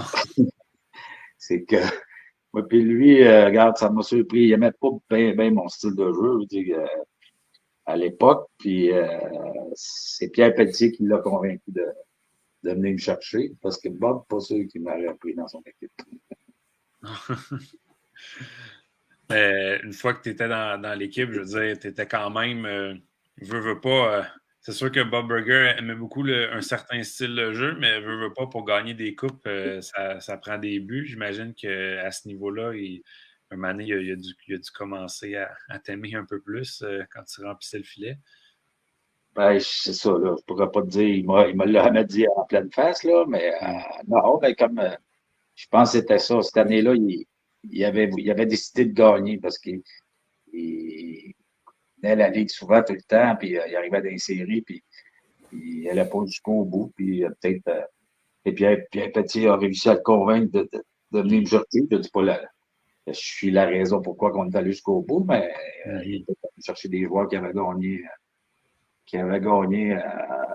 une couple de fois, puis qui savaient comment. Fait que peut-être que ça l'a aidé, sûrement. C'était un peu ça, probablement. Puis, non, j'ai bien aimé mes 2 saisons quand même à Laval. Là. Christian Sboka qui dit « Denis va rester mon frère pour la vie et une de mes plus belles et grandes influences au hockey. Amen. » Regarde, c'est réciproque. On est resté chum, moi, Pittsburgh, puis écoute, elle l'adore, c'est mon grand chum. Claude McIntosh qui dit « Le meilleur guerrier que j'ai vu jouer senior, le meilleur aussi après les games. Respect, M. Paul. » Claude, ah oui, allez voir Claude. Oui, mais Claude était... Il y avait un bar, lui, puis je pense que j'étais allé l'encourager une couple de fois. C'est un très bon joueur de hockey en passant lui ici. Claude McIntosh, il joue au hockey très, très bon, mais il n'a pas joué dans le même temps que nous autres dans le senior. Mais il était le grand roi de hockey, un bon gars, un bon Jack. Non, Patrice Martineau, il a dit en plus de le détester, je me fais échanger contre lui. Michel Croteau aussi qui l'a écrit un petit peu plus haut. Excuse-moi, t'es là. Ce que je veux savoir, c'est que, tu sais, justement, on parlait des Chiefs de Laval, là, qui sont un peu une équipe assez célèbre là, dans le folklore, si on veut, là, du hockey québécois. Y a-t-il des joueurs en particulier ou des personnages? On sait, il y a le vieux documentaire là, qui est disponible sur YouTube, là, des Tim Lévesque de ce monde, puis des joueurs qui dormaient à l'aréna, ce genre de choses-là. Est-ce que tu as des anciens coéquipiers là, qui t'ont marqué durant ton passage à Laval? Ben, écoute, c'est sûr que cette gang-là, la gang d'Ontario, là, que je sais pas, là, que c'était spécial en tabarouette, mais Les autres, ils étaient là pour, tu sais, pour se battre, on se met le café ou pas, là. Et ils faisaient rire, là. Ça restait dans, le- dans le loyer en haut de l'aréna, là, puis il y avait bien du fun. Puis, non, c'est une gang, mais regarde, eux autres, là, ils se présentaient à chaque match, puis ils faisaient leur job parce qu'ils étaient payés pour ça, puis je pense qu'ils faisaient la job sale, comme on va dire, mais ils attiraient le monde. Puis c'est un peu grâce à ça qu'on a gagné aussi, là. Faut pas se le cacher. Puis sinon, là, la foule dans le temps, là, au fameux House of Pain, qu'est-ce que tu te rappelles là, de la foule? Puis peut-être un petit peu à travers le circuit aussi, parce qu'il y avait quand même là, des bonnes foules un peu partout. Là. Qu'est-ce que tu peux nous dire sur les fans là, à l'époque? Ouais, à Laval, c'est sûr que c'était spécial, là. C'est comme je te disais tout à l'heure, j'étais content mes 2 dernières années de finalement jouer là, parce que quand on allait jouer là, quand je jouais à Joliette Saint-Gabriel, c'était pas toujours drôle, là. On rappellera à nos chums, là, quand la gang de Sbroke puis de Pete Gendron et compagnie, quand ils ont vidé le banc, puis ils ont sauté sur nous autres, puis on n'était pas équipés, puis on est rendu en dessous des estrades, puis ils voulaient amener continuer à se battre dans la chambre. Je vais te dire que tu te poses des questions pour les raisons que tu joues encore dans ce calibre-là, on va dire, mais ça faisait partie de la game. Finalement, on s'en est parlé un peu là, avant l'entrevue, là, mais après ces 2 ans-là, tu avais changé d'emploi. Ça a été un petit peu plus difficile là, pour toi là, de pouvoir concilier le hockey et le travail. Si on parle peut-être raison de la retraite, là, finalement, quand même 37 ans. Ouais, mais quand on a fini en 2003, la deuxième année à Laval, ben, à un moment donné, durant la saison, je l'avais annoncé. Okay. Je l'avais annoncé au gars, je l'avais dit à Burger, je l'avais dit, j'ai fini cette année, moi, je suis rendu au bout, puis j'arrête. Donc, Bob n'était pas bien content parce qu'il m'avait dit à l'époque, quand je l'avais dit, il a dit, t'es sérieux? Il disait, ouais. Là, il voyait qu'il n'y aurait pas rien eu en échange. Fait il avait essayé de m'échanger cette année-là à Saint-Georges. Puis Saint-Georges m'avait contacté, puis on ne s'était pas entendu. Fait que j'ai refusé l'échange. J'ai fini l'année à Laval. Donc, j'ai pris ma retraite après, comme je disais, un peu. Ouais, c'est un petit peu un mélange de. J'étais rendu au bout du rouleau, puis je changeais de job, puis un peu tout ça qui a fait que j'ai tout arrêté en 2003. En arrêtant J'ai arrêté dans le semi-pro, mais au milieu de l'année d'après, je suis allé finir la saison à Louisville, dans l'autre senior qu'il y avait à l'époque, là. Senior Lamorici, qui était reparti à Louisville. Puis je suis allé finir la saison là. Mais là, c'était le champ du cygne, on va dire, parce que j'étais rendu, quand tu dis au bout du rouleau, là, c'était au bout du rouleau complètement. Puis dans ta carrière, si on veut, là, de la Ligue semi-pro, là, qui est un petit peu la plus grosse ligue, tu as quand même, sachant surtout que c'était ta dernière année, tu as quand même réussi à avoir la fin hollywoodienne, si on veut, là, de remporter une dernière coupe. Parle-nous d'un petit peu là, de ce que tu te rappelles là, justement de ta deuxième coupe à Laval là, qui était ta dernière également. Oui, ben, cette année-là aussi, là, écoute, on ne devait pas gagner. Là, on n'avait pas eu une grosse saison durant l'année. On n'était pas premier pantoute. Les séries, ce que je me souviens, là, ça avait commencé. On avait perdu Mike Mongeau contre Verdun, puis qui nous a donné ça nous avait donné un gros coup, ça. On ne pensait pas de passer au travail. Puis, écoute, on a bataillé fort. Les gars ont pris la relève. Puis, Perna, Denis Chalifou ont fait des grosses jobs. Et toutes les autres. Mais on a posé au travail, puis on est allé chercher ça. Je pense que c'était contre Thetford Mines, je pense. Ouais, à Thetford. C'était bon, ça aussi. Tiré dans la gloire. Ouais, c'est ça. Il était temps que je parle. Pour faire la liaison, ben, je ne sais pas si Dave, si tu avais une. Ouais, ben, de savoir, justement, là, en tant que tu as pris ta retraite, tu étais rendu à 37 ans, est-ce que quand on gagne la Coupe à 37 ans, est-ce que les célébrations d'après-match sont un petit peu différentes que quand on a 29-30? Ouais, je te dirais pas dans mon cas. Pas dans mon cas. J'ai célébré autant, mais non, écoute, tous ceux qui ont joué avec moi, ils savaient que j'aimais bien ça fêter, puis que c'est sûr que gagner une coupe, il n'y a pas grand-chose qui aurait pu m'empêcher de fêter. Ça faisait partie de mon ADN, on va dire, mais c'est célébrer, c'est comme c'est gagner une coupe, que ça soit dans n'importe quel domaine. Écoute, il n'y a rien de mieux que ça, il n'y a rien de meilleur que ça. Là. Tout arrête, on va dire, pour tu as réussi, c'est ça que tu voulais, c'est ça que tout le monde voulait, c'est merveilleux. Là. Non, chaque coupe était différente, puis chaque célébration était différente, mais je ne peux pas te dire qu'elle est meilleure que l'autre ou toutes étaient bonnes. Si on fait la liaison peut-être plus avec aujourd'hui, est-ce que tu suis un peu encore les activités de la Ligue? Comme j'ai dit un petit peu tantôt, je ne suis plus le senior depuis que je suis plus là, depuis que j'ai arrêté, j'ai comme déconnecté. Je le regarde un peu les résultats quand ils passent. Je suis un peu les stats un peu de Maxime Saint-Cyr parce que un petit gars de mon coin, il vient près de Louisville. Les autres suivaient un peu ce qu'il faisait. Fait que je me tiens au courant un peu, mais pour être honnête que j'ai pas regardé bien ça, là,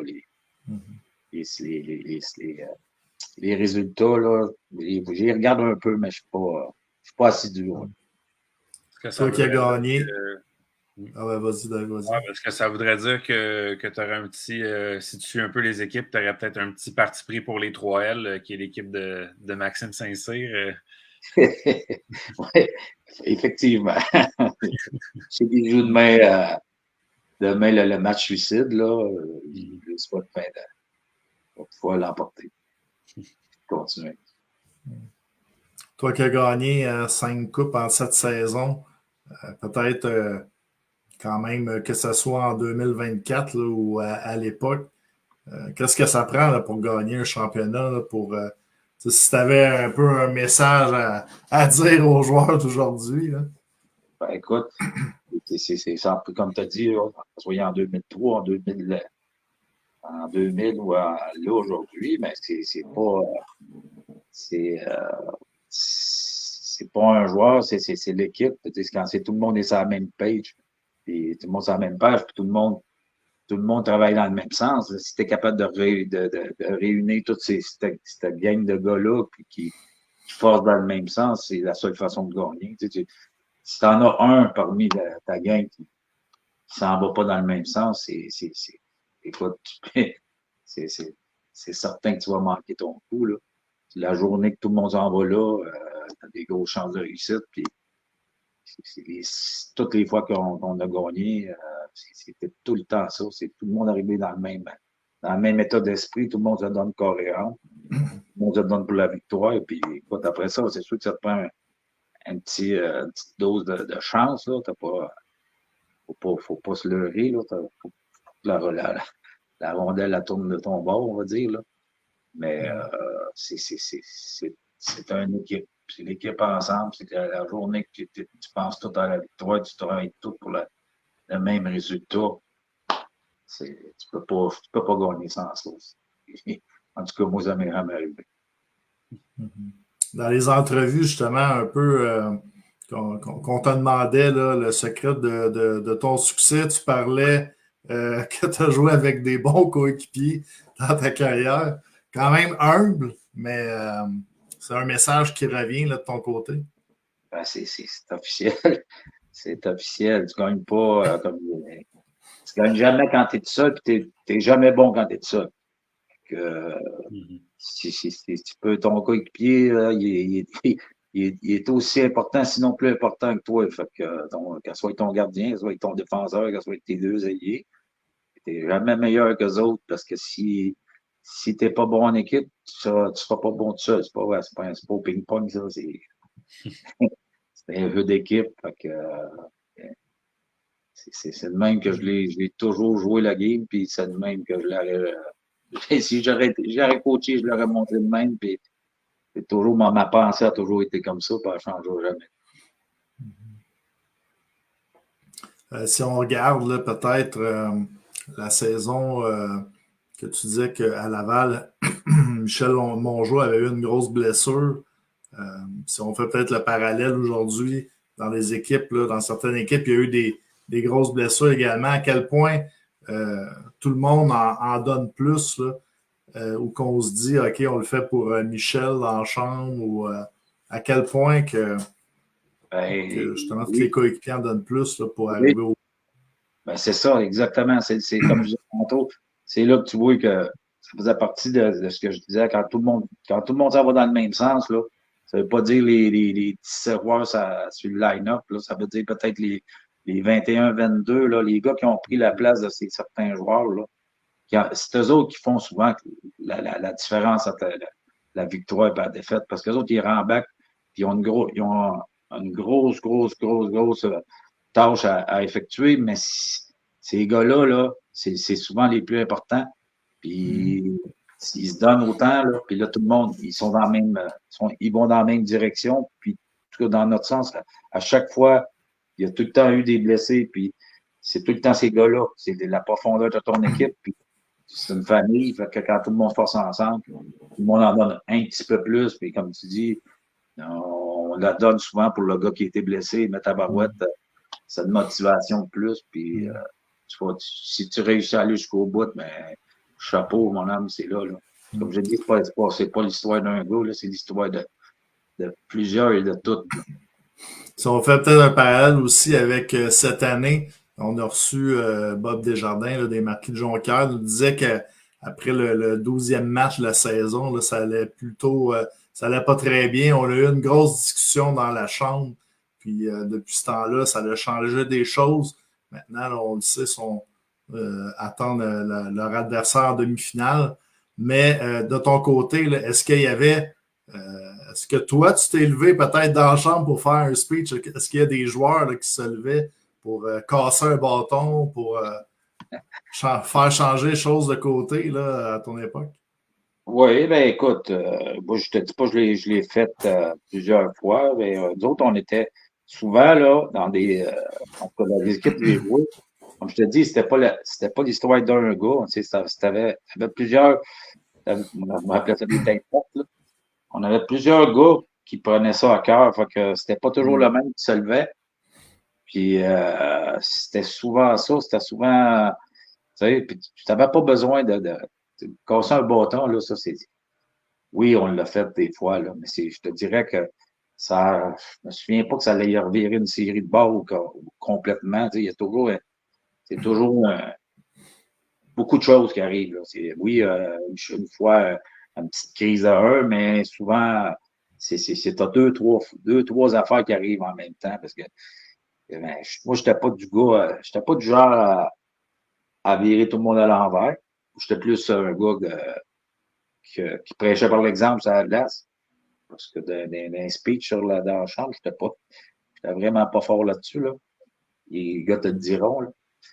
Mais non, on avait des têtes fortes, on avait des bons capitaines, puis non, c'était une histoire de tout le monde. C'était pas un, c'était plusieurs. Juste pour me rectifier, par exemple, je dis que les Marquis attendaient leur adversaire, mais vont bien jouer contre la Surantia. C'est plutôt les pétroliers là, qui attendent leur adversaire. Ouais.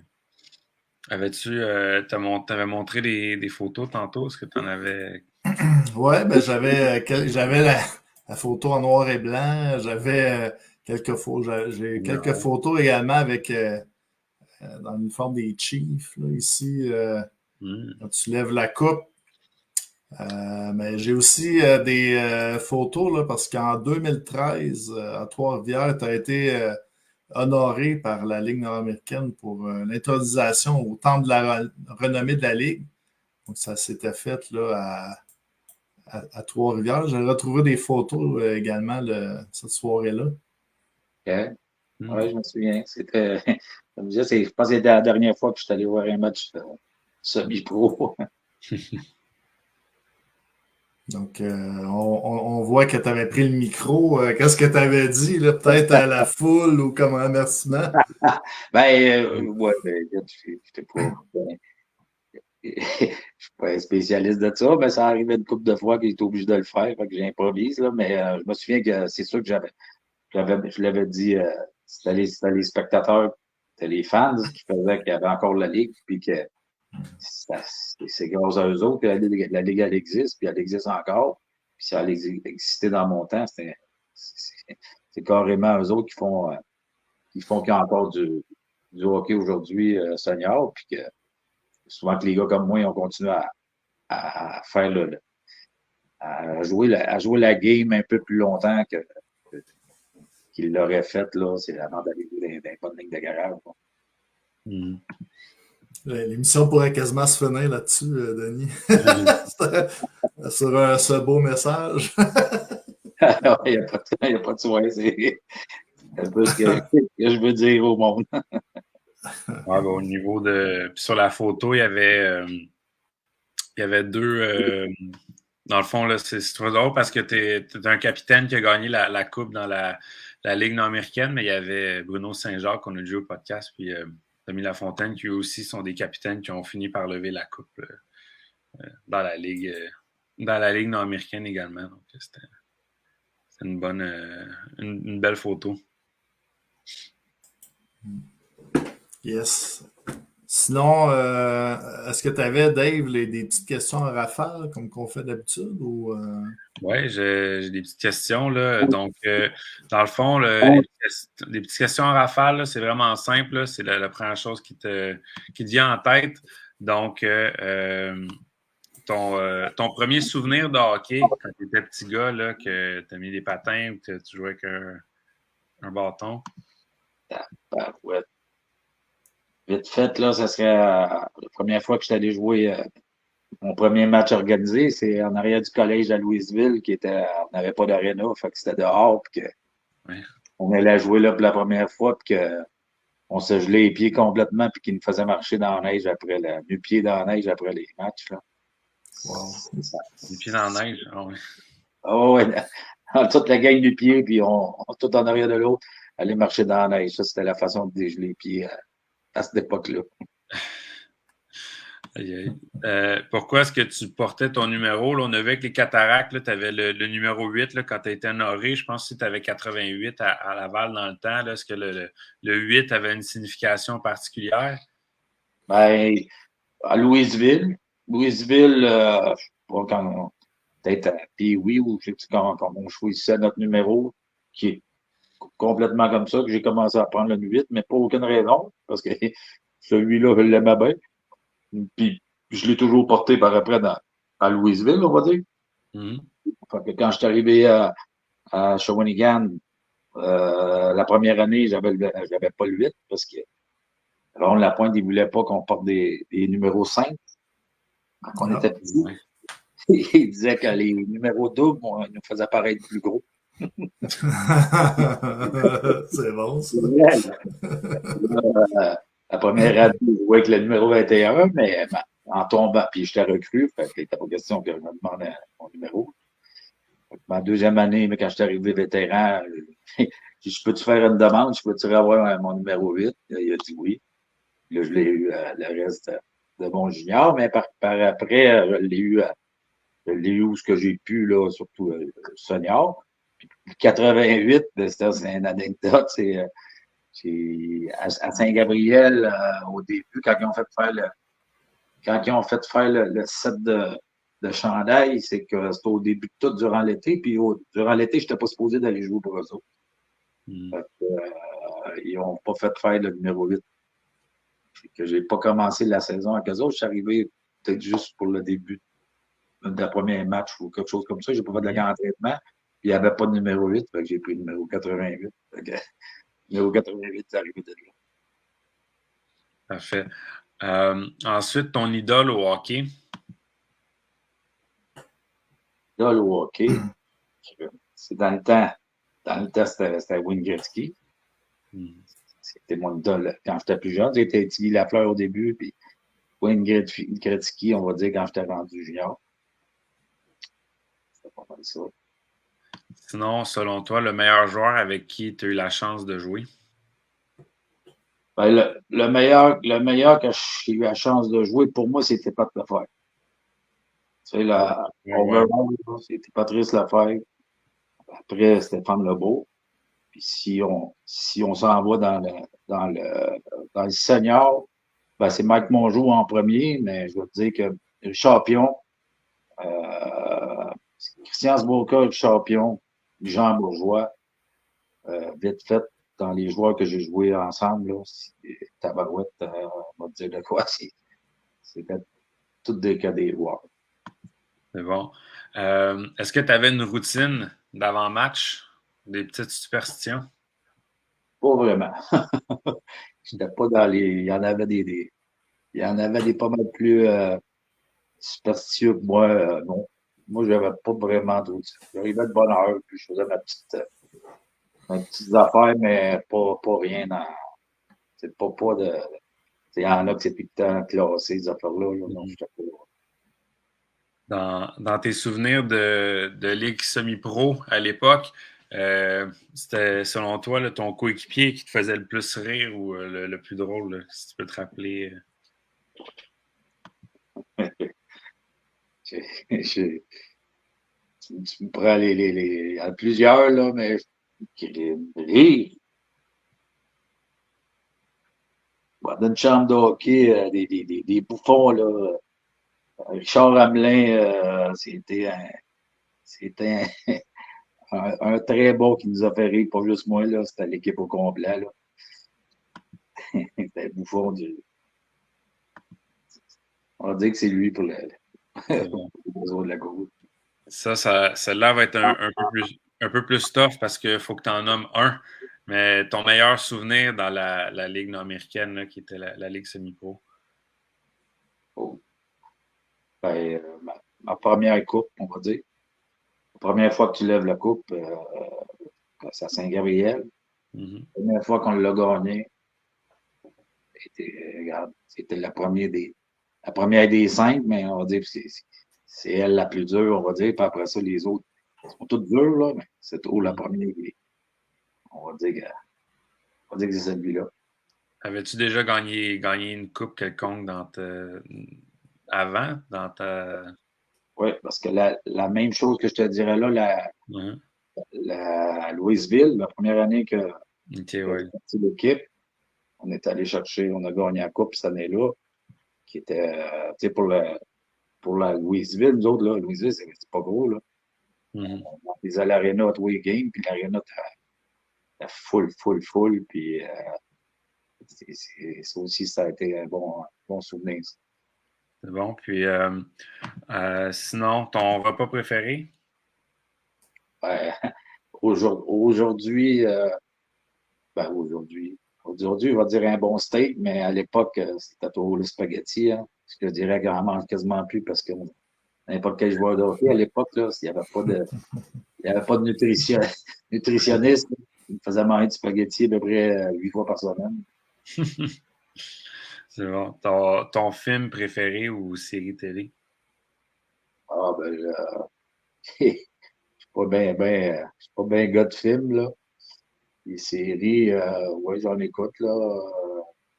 On va dire Stats, c'était ça. C'est la petite mode québécoise, on va dire que c'est ceux-là. Les séries américaines, je n'ai pas commencé encore, là. Bon. Puis, dernière question, si tu pouvais aller voir un artiste en show, ça serait qui? Ben, mon chum, Christian Sboka. Ah ouais, bonne réponse. C'est bon, ça. C'est sûr. Je suis allé à plusieurs, puis s'il n'y en a pas encore, je vais être là encore une fois. C'est bon. C'est plate, il a dit qu'il allait se coucher plus tôt, mais j'espère qu'on va avoir la chance de le revoir, ce bout-là.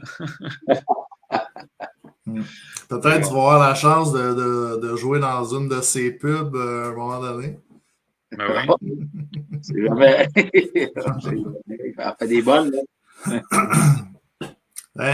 Merci, Denis Paul, de ta présence sur le podcast ce soir. Je pense que les nostalgiques ont été servis. Donc, les fans purs et durs ont eu du plaisir ce soir. Peut-être en terminant, là, si tu avais peut-être un message de remerciement à dire aux fans. Ben, regardez, moi, c'est sûr que toutes mes années, je vais remercier tous ceux qui étaient là dans le temps. C'est sûr qu'aujourd'hui, comme je te disais tantôt, je ne sais pas s'il y en a encore beaucoup, mais sûrement. Mais le même message que j'ai dit tantôt, là, c'est grâce à eux. S'il n'y a pas de Ligue senior nulle part, s'il n'y a pas de fans, puis le gars puis tantôt, là, j'ai écouté ce que vous disiez, là, puis les assistants sont super bonnes. Fait que, ça veut dire que les fans aiment ça. Fait que, tant qu'ils sont là, tant qu'ils en demandent, ben, il va toujours avoir un marché pour ça, puis c'est grâce à eux autres. Yes. Denis Paul, merci beaucoup. Donc, on va souhaiter bonne chance également au 3L. Ben là, je vais checker plus, mais je vais regarder un peu les résultats là, à la fin. Là. On en a parlé, là, puis ça m'a redonné un peu le goût. Fait que c'est sûr que je vais suivre d'ici la fin de la saison. Puis, si Maxime Saint-Cyr, les 3L gagnent demain, ils s'en vont jouer à Laval. Au fameux Colisée. C'est plus la même chose qu'avant, là, mais ça va être une bonne série quand même.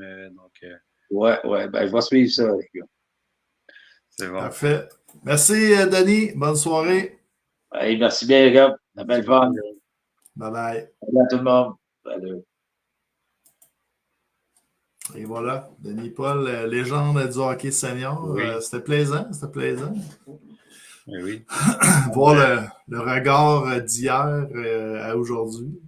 Ben oui, tu sais, en parlait, c'est un peu un des bâtisseurs de la Ligue. S'il n'y avait pas des joueurs de ce calibre-là au début de la Ligue, ça ne serait probablement pas ce que c'est aujourd'hui. C'était pas mal la première vedette, là, si on veut, de la Ligue dans le temps. Ça, puis ici, quand il s'était retiré là, en 2003, c'était le joueur qui avait le plus de buts, de passes et de points dans la Ligue. Là. Kevin Cloutier, si on veut, de son temps. Ben, c'est le premier joueur à avoir atteint le plateau des 500 points. Dans la Ligue nord-américaine, si on va dire Ligue nord-américaine, c'est rendu ça, même si c'était Ligue semi-pro avant, mais donc c'est le premier à avoir atteint ce plateau-là. Lors de la première année, il avait tout gagné, là, le joueur le plus utile des séries, il avait gagné la coupe. Donc 5 coupes en 7 ans aussi. Je ne sais pas si on va revoir ça. C'est dans le temps, en plus, il y avait 12 équipes, il y avait 10-12 équipes dans le temps. Il n'y avait pas c'est quand même aussi dur de la gagner à 6 équipes, mais je veux dire, quand même faire 57 là, à cette époque-là, c'est quand même impressionnant. Puis, il y a une affaire que j'ai oubliée, par exemple. Par rapport à... une statistique, je pense. Je me souviens pas. On va passer. Ça revient, je vais pouvoir le dire. C'est bon. Fait que, on va parler un peu des séries. Il y a eu du gros hockey qui s'est joué dans les 2 dernières fins de semaine. On peut mettre la table aussi pour les demi-finales. Donc, si on y va pour commencer. Ouais, je sais. Ben, dans le fond, c'est quand on a commencé à introniser des joueurs au temps de la renommée de la LNH. Dans le fond, c'était les premiers joueurs qui ont été intronisés donc, en 2013. Ouais. Ça faisait aussi partie de l'équipe des 25 ans qui avait été annoncée là, 2 ans, 1 an ou 2 après. Exact. Donc, voilà. Donc, pour Les séries, on se transporte en 2024. Là, les séries ont commencé. On fait un petit recap vite là, des séries, puis un petit preview des demi-finales. Première série, on va y aller en ordre, là, 1 contre 6, Laval contre Sorel.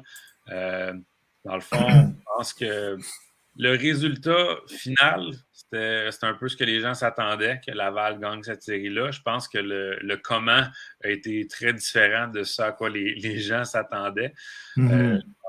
Laval, là, qui s'est un petit peu creusé un trou là, à 2-1.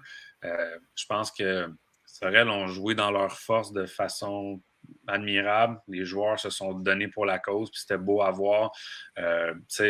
On savait qu'on n'avait pas la puissance offensive que Laval avait, donc on a joué un petit peu, quasiment un peu comme un boxeur, qui savait qu'il allait prendre des coups, mais qui attendait là, la bonne occasion pour contre-attaquer. Puis c'était un peu ça, là, dans le sens où, oui, Sorel donnait plus de lancers, mais c'était jamais des lancers directement de l'enclave. On limitait d'où est-ce que Laval pouvait lancer. Puis les défenseurs et les gardiens de but faisaient un excellent travail pour empêcher les retours. Fait que malgré que Laval avait beaucoup de lancers, c'était pas tout le temps des chances de marquer à 1, comme on dit. Puis après ça, quand on avait notre chance côté de Sorel, on essayait le plus possible d'en profiter. Ça a quand même très bien fonctionné. Tous des matchs qui se sont décidés par un but. Si on regarde plus à bas pointage que d'autres séries. Exact. Si on regarde là, au niveau du différentiel de buts au total dans cette série-là, c'est Sorel qui a le meilleur différentiel de buts à cause du match numéro 2 parce que ça finit 4-0, même s'il y a 2 buts dans un filet désert là-dedans, mais dans le sens où en fait, non, 1 but dans un filet désert, pas 2, mais dans le sens où les éperviers ont vraiment donné tout ce qu'ils pouvaient. À la fin, Laval a réussi à on va dire à minuit moins une, retrouver leur attaque.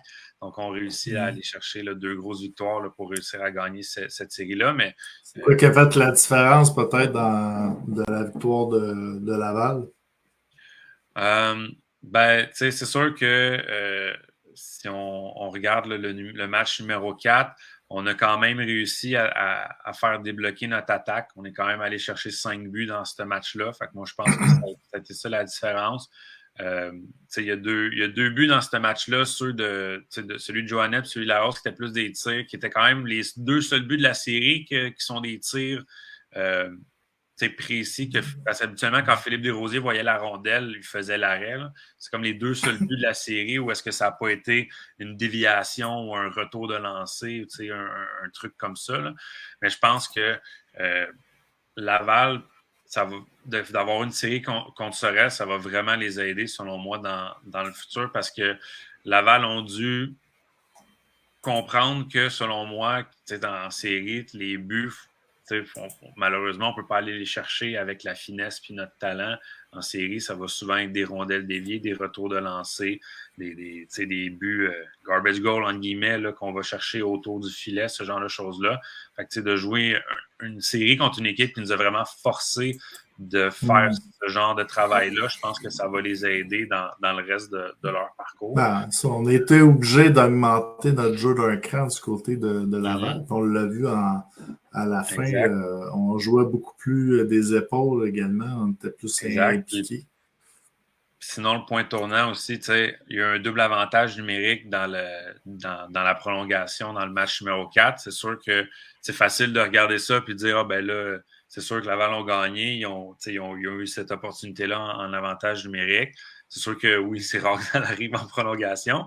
Mais plutôt dans le match, en première période, Sorel ont un 5 contre 3 de 1 minute 40, puis ils ont un 4 contre 3 aussi d'1 minute à peu près.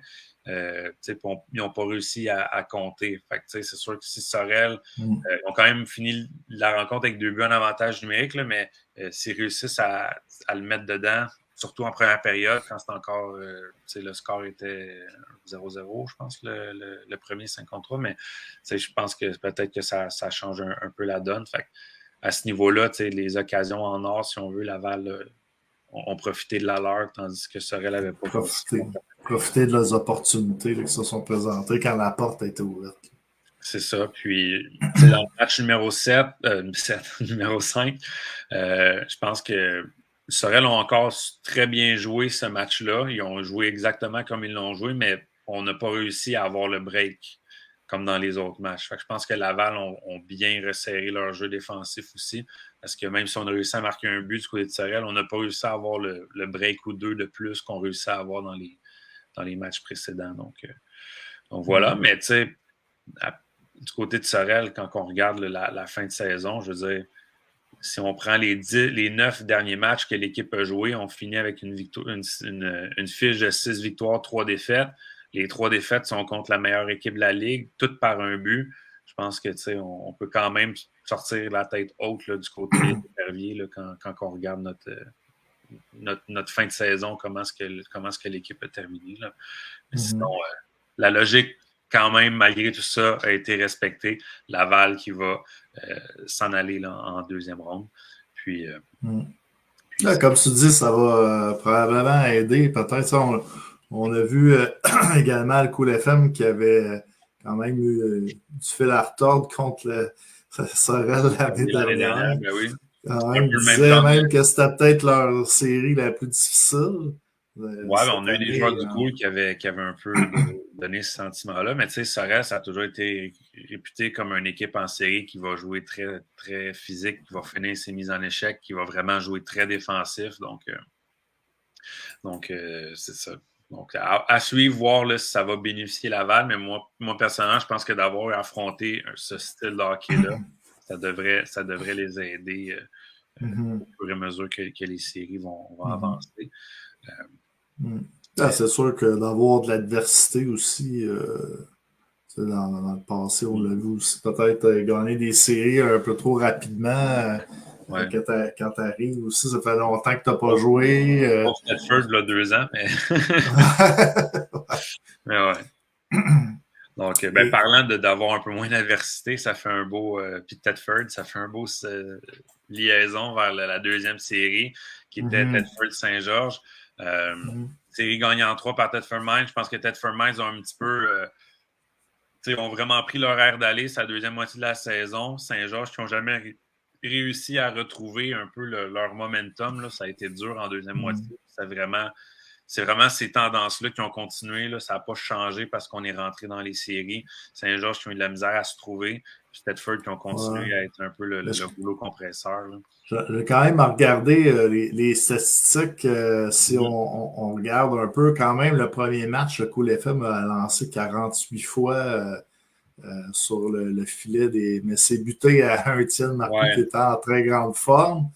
Si on regarde peut-être du côté de l'ensemble des séries, par contre, c'est peut-être du côté des avantages numériques que le Cool FM a été moins là. Si on regarde leur pourcentage, seulement en avantage 10,53% en avantage, puis 68,42% des avantages. Du côté de Tedford, on peut aussi rendre à César, ça appartient à César, là, les deux premières parties, 7-2, 6-2, ça commençait quand même plutôt bien. Ouais, je sais pas si parce que c'est l'équipe de sa ville, mais Kevin Veilleux qui s'en est donné à cœur joie, là, 8 points en 3 matchs, 4 passes.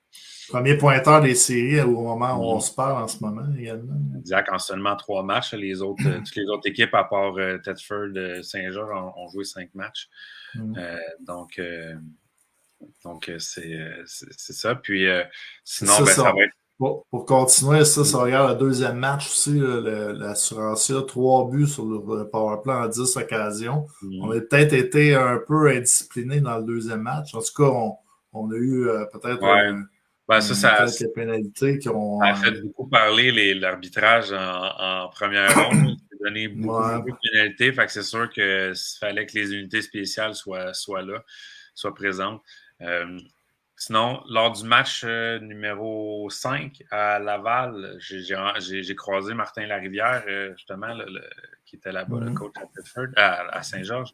Puis, il me disait que c'est ça, que malheureusement, l'équipe n'avait jamais reçu comme rentrer dans l'intensité des séries. Je pense que c'est dommage, mais c'est un peu ce qu'il disait. Il disait des fois, ça ne peut pas tout être comme l'année passée. Là, ça arrive des fois. En même temps, Martin Larivière, il y a assez de vécu dans le hockey pour savoir ça. Mais c'est sûr qu'il prenait pour Laval parce qu'il voulait quand même que son équipe, même s'il trouvait que l'équipe n'avait pas... dans le fond, jouer la série espérée contre Thetford, dans le fond, on veut toujours avoir une deuxième chance. Donc, c'est sûr qu'il prenait pour Laval dans cette série-là. Puis, il va avoir cette deuxième chance-là. Donc, qu'est-ce qui est beau avec tout ça pour Saint-Georges, c'est que même s'il est un peu minuit moins une de leur côté, on a beau avoir eu une deuxième moitié de saison plus difficile, puis ça a été fait balayer en première ronde. Tout est possible. Si Sébastien Auger, demain matin, se réveille et il décide que moi, ce soir, je ne laisse pas passer de but, on réussit à battre les 3L, puis on est en demi-finale, donc tout est possible.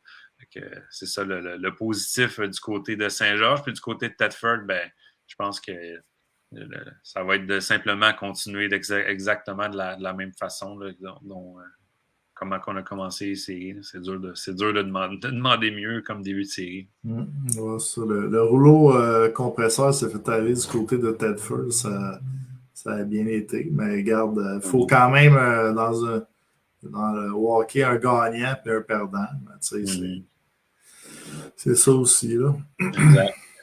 Puis c'est un peu c'est comment on se relève des fois. Puis là, on a l'occasion de le faire. Là. Un match suicide, on va peut-être avoir une deuxième chance, qui sait. Exact. Puis sinon, tu as dit ça prend un gagnant puis ça prend un perdant. Je pense que c'est une belle façon de résumer l'autre série, celle de Rivière-du-Loup-Jonquière. Effectivement, ça prend un gagnant, ça prend un perdant. Cette série-là, je pense que c'est dommage qu'il y ait une équipe qui devait perdre. Ça a été tellement serré. On peut dire que toutes les équipes ont gardé leur service, si on veut. On ne se sont pas fait briser à la maison. Tous les matchs ont été remportés par l'équipe locale. Des très belles foules à Rivière-du-Loup, à Rimouski, à Jonquière aussi. Donc, les partisans ont répondu présent. Je pense que ça a été une grosse série émotive. Ça a quand même brassé dans cette série-là.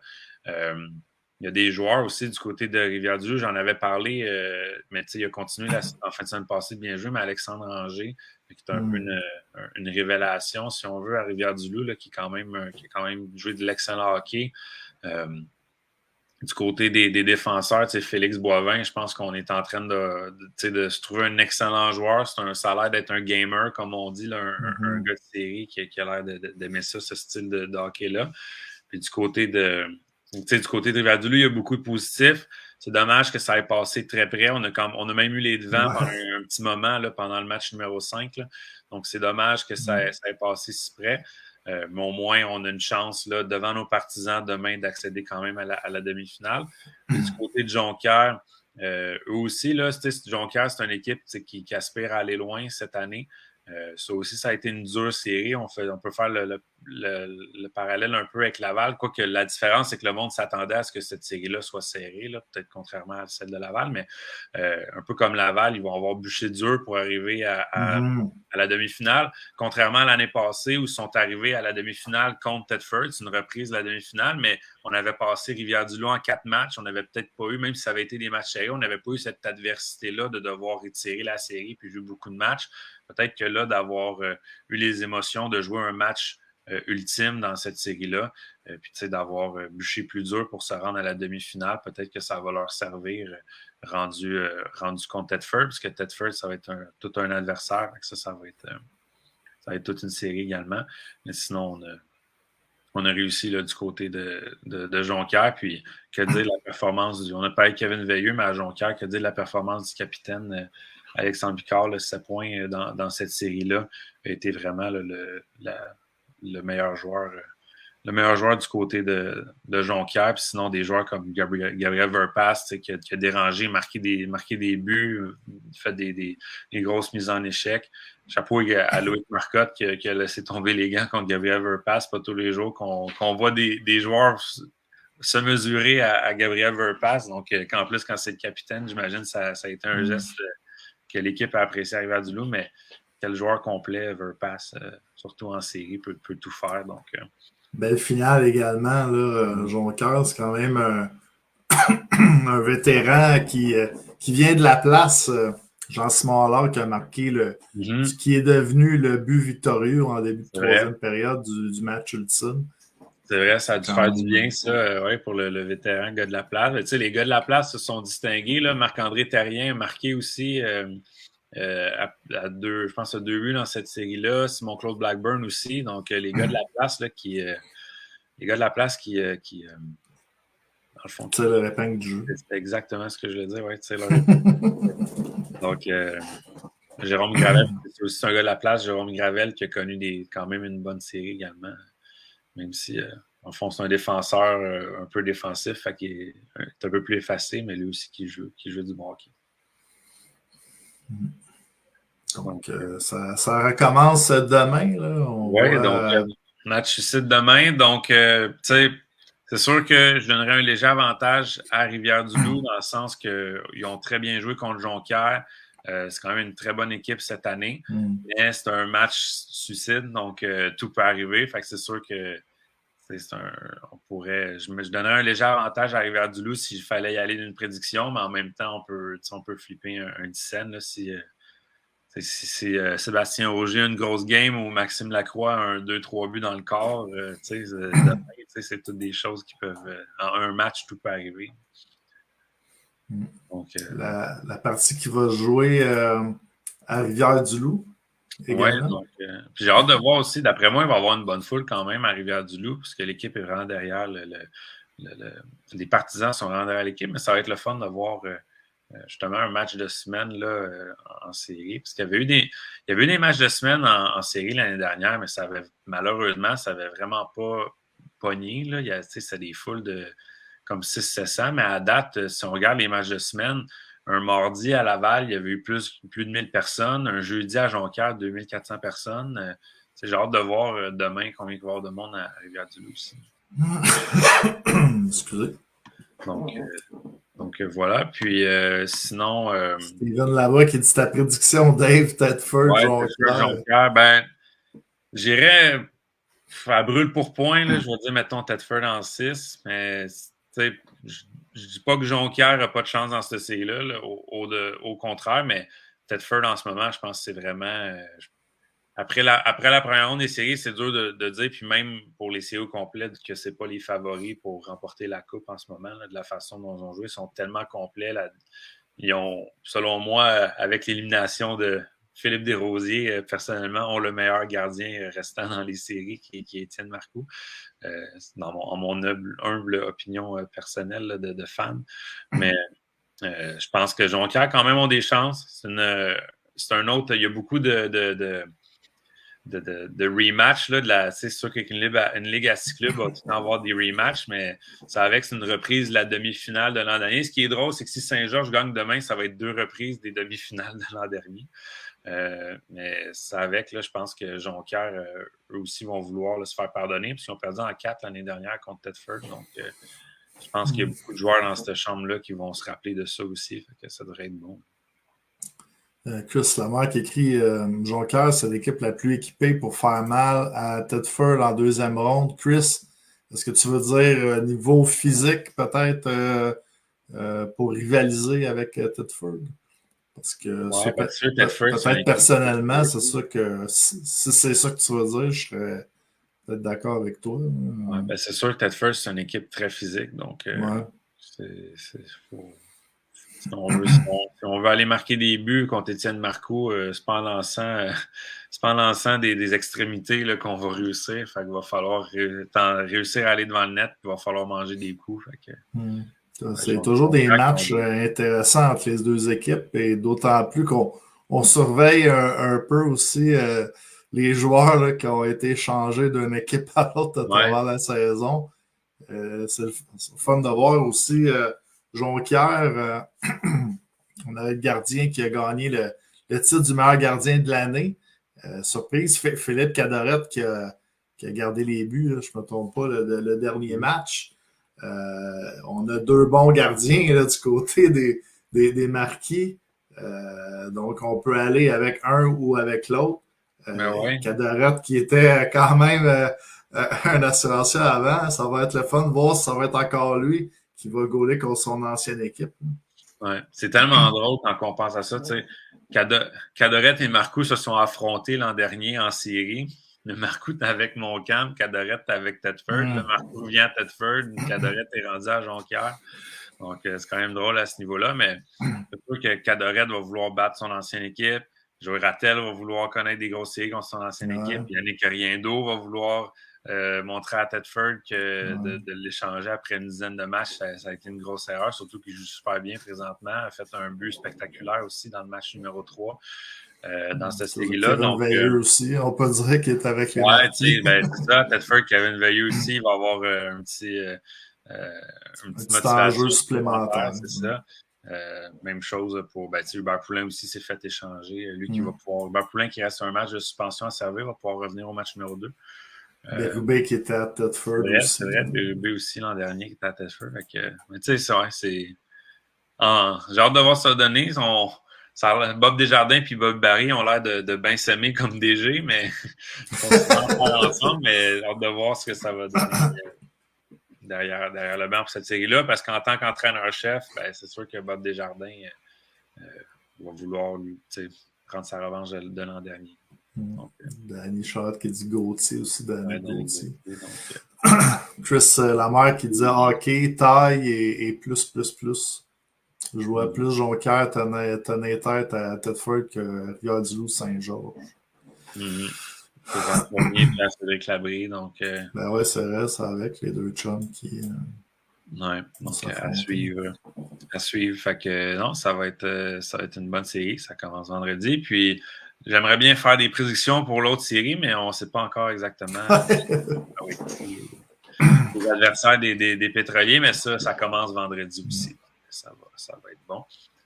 Puis en terminant, j'avais un petit quiz pour terminer. Good. Dans 10 heures, il va falloir mettre un terme à cette belle discussion, mais j'avais un petit quiz en lien avec Denis Paul.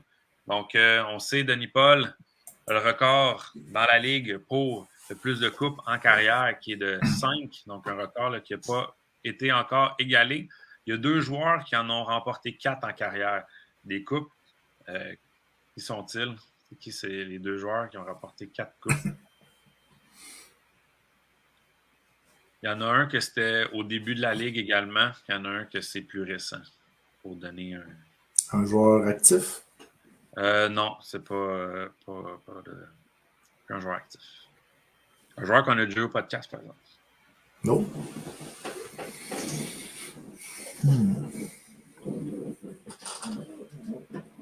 Donc, un joueur qui jouait au début de la Ligue nord-américaine, peut-être. Ou LHSPQ, là. Un joueur qui est dans la Ligue semi-pro. Là. En fait, il a remporté 2 coupes dans la Ligue semi-pro, a remporté une coupe dans la Ligue senior majeure du Québec. Ça donne un gros indice parce que ça a juste existé un an, cette appellation-là, puis il a gagné une coupe dans la Ligue nord-américaine. Puis l'autre, il les a toutes gagnées dans la Ligue nord-américaine, là, comme on la connaît maintenant.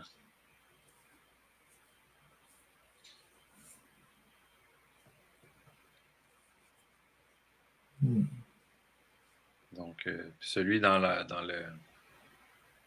Ces 2 défenseurs, peut-être que ça peut donner un défenseur qui était très bon, puis un autre qui était réputé pour sa robustesse.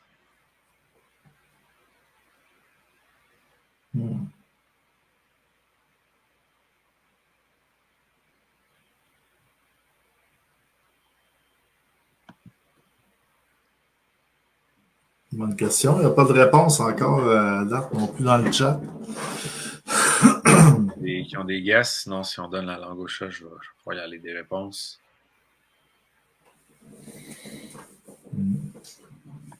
Donc, peut-être une équipe, un autre indice, peut-être une équipe. Le premier, c'est vieux, c'est LaSalle. Et LaSalle, Verdun et Saint-Jean. Puis le deuxième, c'est Sherbrooke-Sorel.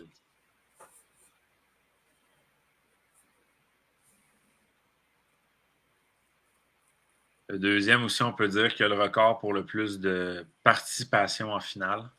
avec 10. Mathieu Dumas pour Sherbrooke, ça. Oui, c'est ça. Donc, Mathieu Dumas, là, qui a participé 10 fois à la finale, a remporté 4 coupes. Donc, 2 à Sherbrooke, 2 à Sorel. Puis l'autre qu'on cherchait, c'était Simon Desormeaux. Donc, l'ancien défenseur, là, très robuste, Simon Desormeaux, qui avait gagné là, 2 coupes au début là, de la ville. Une à La Chute et une à La Salle, quand l'équipe s'appelait les Rapides. Puis une à Verdun, les Dragons de Verdun, puis une avec les Chiefs de Saint-Jean en 2006-2007. Donc, ouais, Mathieu Langevin. Je pense qu'il voulait dire Dumas et non Dugas. Rien enlevé à Mathieu Dugas, qui est un gardien, ça aurait été un drôle de guess. Sinon, un autre petit astéré, un partie B, si on voudrait, là, de la question. Il y a 2 joueurs toujours actifs qui pourraient remporter leur 4e coupe cette saison, qui sont toujours en liste dans les séries.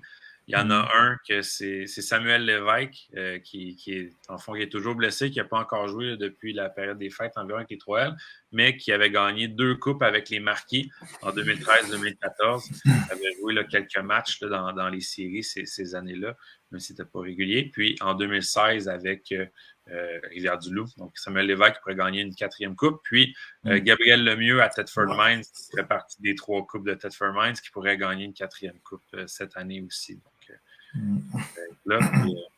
Yves Métivier qui a écrit Gabriel Lemieux. Jonathan Joannette, je pense qu'il guessait sur Mathieu Medley. Non, mais Mathieu Medley a 2 coupes, 2 à Thetford. Donc, il est arrivé avec les Chiefs de Saint-Jean l'année après qu'il a gagné la coupe. Donc, il n'avait pas remporté la coupe. Il pourrait en gagner une 3e. C'est sûr que quand tu as joué autant de saisons, c'était un bon guess.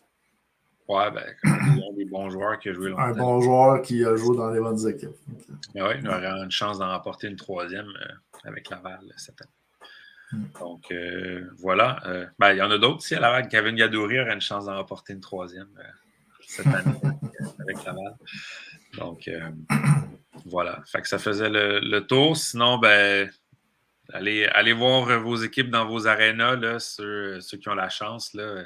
En fin de semaine, là, les demi-finales vont commencer. Ça va être bon. Il y a le LNH sans limite là, qui va sortir en fin de semaine, qui a été tourné pendant le match numéro 1 de la série Sorel-Laval. Il y en a un autre qui devrait être tourné vendredi à Thetford Mines dans le match numéro 1 de la série Jonquière-Thetford. Donc, dans le fond, il y a aussi ça là, pour les fans donc, à suivre. Donc, le hockey des séries est parmi nous. Yes. Good. Sur ces belles paroles, merci tout le monde d'avoir été des nôtres ce soir pour un autre excellent podcast. Merci à Denis Paul, notre invité, la légende qui était formidable. C'était le fun de parler également, on va se dire aussi, joueur qui rappelle des souvenirs aussi, là, des bons souvenirs dans le temps. D'avoir une autre vision également des séries à l'époque versus aujourd'hui. Donc, merci Dave. Donc, comme tu l'as dit, on se voit peut-être dans un aréna près de chez vous. Faites attention à vos retours à la maison. Au revoir.